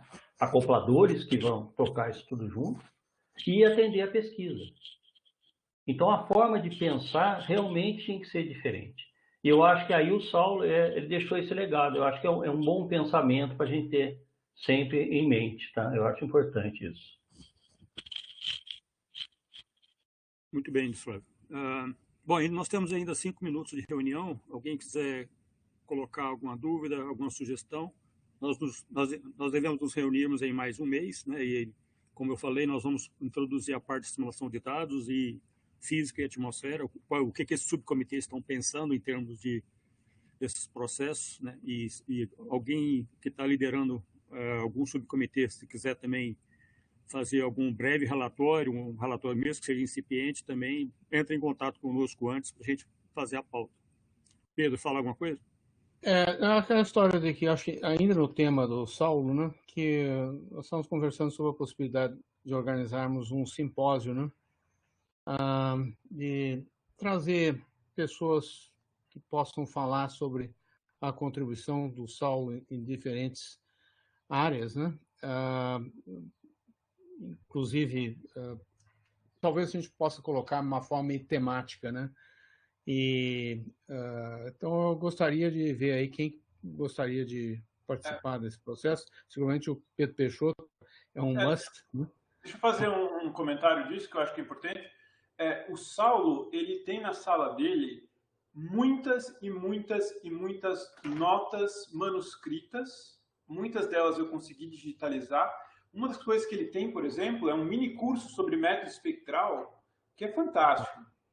Eu estou pensando em oferecer esse mini curso no verão, fazer... Ótimo. É o que explica a base do BAN, né? Quer dizer, a parte horizontal, pelo menos, para entender a parte espectral ali no nível de água rasa, para ficar compreensível. Então, mas assim, tem uma base que é legal. Então, sei lá, eu estava já pensando em oferecer um mini curso sobre métodos espectrais usando as notas de aula dele no verão. Talvez um curso de verão, alguma coisa. Acho que sim. Acho que isso é uma boa ideia, Pedro. A gente pode fazer um conjunto de atividades, né, ligadas a esse simpósio, e esse mini curso, usando as notas dele, seria, acho que, uma bela homenagem, né? Ok, então... nesses próximos dias, vamos trocar umas mensagens aí. Quem quiser participar da organização, né, entre em contato conosco, né, para que a gente possa fazer uma proposta aí sólida. Né? Saulo, é o João que está falando. Pois não. Então, talvez o que eu vou falar não é assim tão diretamente com o Saulo, mas é mostrar que talvez de forma indireta ele também acaba influenciando positivamente no desenvolvimento do CPTEC, né? Essa última versão do modelo BAN, né, que tem um desenvolvimento direto dele, pelo menos na coordenada vertical, né, é a primeira versão que a gente consegue rodar o sistema de assimilação de dados de uma forma estável, né? Até a versão anterior, que era a coordenada Sigma, a gente ficou, né, o pessoal que trabalha mais direto com o CPTEC sabe que a gente ficou pelo menos os últimos 5 anos tentando fazer simulação, utilizando a simulação de dados, e nunca teve êxito. Né? No máximo, a gente rodava 15 dias o sistema, quanto mais 20 dias. Né? E hoje a gente já está rodando quase 3 meses e o sistema está estável, tendo resultados satisfatórios, né? Que a gente até então não conseguia se não fosse com essa versão em coordenada híbrida, que foi fruto do trabalho do Saulo Barros com o pessoal do BAN. Muito bom, excelente. Então, notícias muito boas, ter o modelo com assimilação de dados já por mais de 3 meses rodando estável. Né? Acho que isso é inédito no CPTEC, né? Dessa forma, que é mais próximo do que o NCEP ou o Centro Europeu fazem a simulação de dados, sim. Né? Acho que é a primeira vez que o CPTEC consegue fazer uma simulação com a simulação de dados estável e tendo resultados bastante satisfatórios. Claro que ainda tem bastante coisa para fazer, né? Mas os resultados são bastante animadores. Né? Perfeito. Bom, parabéns para o grupo. Mais algum comentário? Se não, nós nos vemos daqui a um mês. Pedro, quer fechar? Não, é isso. Acho que nós temos uma longa trajetória aí pela frente, viu? Não vai ser fácil, mas queria deixar aqui essa mensagem de que a confiança que eu tenho em que aqui no Brasil nós temos pessoas extremamente competentes que nessas últimas décadas fizeram coisas notáveis, né? E levaram, inclusive, a uma visibilidade externa muito grande. Já mencionamos aqui outras vezes, né, o fato de que coisas que foram desenvolvidas originalmente aqui no Brasil chegaram a centros internacionais. Mencionamos o ICMWF, mencionamos lá nos Estados Unidos algumas instituições. E muito do que nós fizemos não foi porque a gente construiu o modelo de A a Z. Foi porque a gente pegou alguma estrutura já montada e nós adicionamos funcionalidades, alteramos métodos numéricos, paralelismo, etc., né? E esse primeiro item que eu mencionei, das funcionalidades, é onde eu acho que nós temos competência e que faz uma diferença brutal se a sua métrica de avaliação do impacto da melhoria do modelo for restrita à região tropical, principalmente aqui o nosso continente, em função de algumas peculiaridades que ele tem. Por exemplo, essa questão dos Andes, né? Não é todo mundo que tem os Andes ali na porta, né? A questão de florestas tropicais, da diversidade de ecossistemas, o fato da gente ter uma extensão norte-sul tão grande que faz com que, por exemplo, essa interação com o oceano, né, se dê de formas as mais variadas, tá certo? Em função da extensão, né, meridional do país. Então, para quem tiver assim meio na dúvida, o que a gente pode fazer de novo, né? Eu não tenho dúvida que a gente vai seguramente, qualquer que seja a decisão com relação a qual é o arcabouço inicial que a gente vai partir, e num prazo de poucos anos a gente vai ter adições muito eficientes e muito boas no sentido de melhorar a qualidade das previsões. Então, gente, vamos em frente, né? Vai ser divertido. Gilvan, quer fechar? Obrigado, Saulo. Não, eu só queria agradecer. Eu compartilho do mesmo otimismo aí do Pedro. Eu acho que não vai ser fácil, mas nós temos um belo caminho pela frente. Nós temos principalmente esse grupo que está se articulando aqui, tem uma capacidade enorme, né, de desenvolvimento. E no meio da reunião eu tive que dar uma saída porque, adivinhe, o setor elétrico está de previsões, então se nós estivéssemos lá na frente já com um modelo como esse desenvolvido, certamente a resposta seria muito, muito melhor do que a que nós temos hoje em dia. Mas é isso, agradecer a vocês e conte conosco, nós estamos aí fazendo um esforço enorme para tentar conseguir os recursos. Eu pretendo trazer na próxima reunião, como eu falei, viu, Saulo, alguém do Ministério e também os diretores das instituições do Sistema Nacional de Meteorologia, pelo menos para a parte inicial da reunião do Comitê Científico, porque há muita expectativa em relação ao Comitê Científico e até para demonstrar essa transversalidade que o Enio bem colocou na fala dele. Então, eu pretendo fazer isso na próxima reunião também, então, na fase inicial, pelo menos, da reunião. Ok? Obrigado a todos, viu? Bom trabalho. Então, obrigado a todos, boa tarde. Até a próxima reunião, então. Tchau, se cuidem. Até logo, boa tarde. Obrigado, até logo. Abraço a todos. Tchau, boa tarde.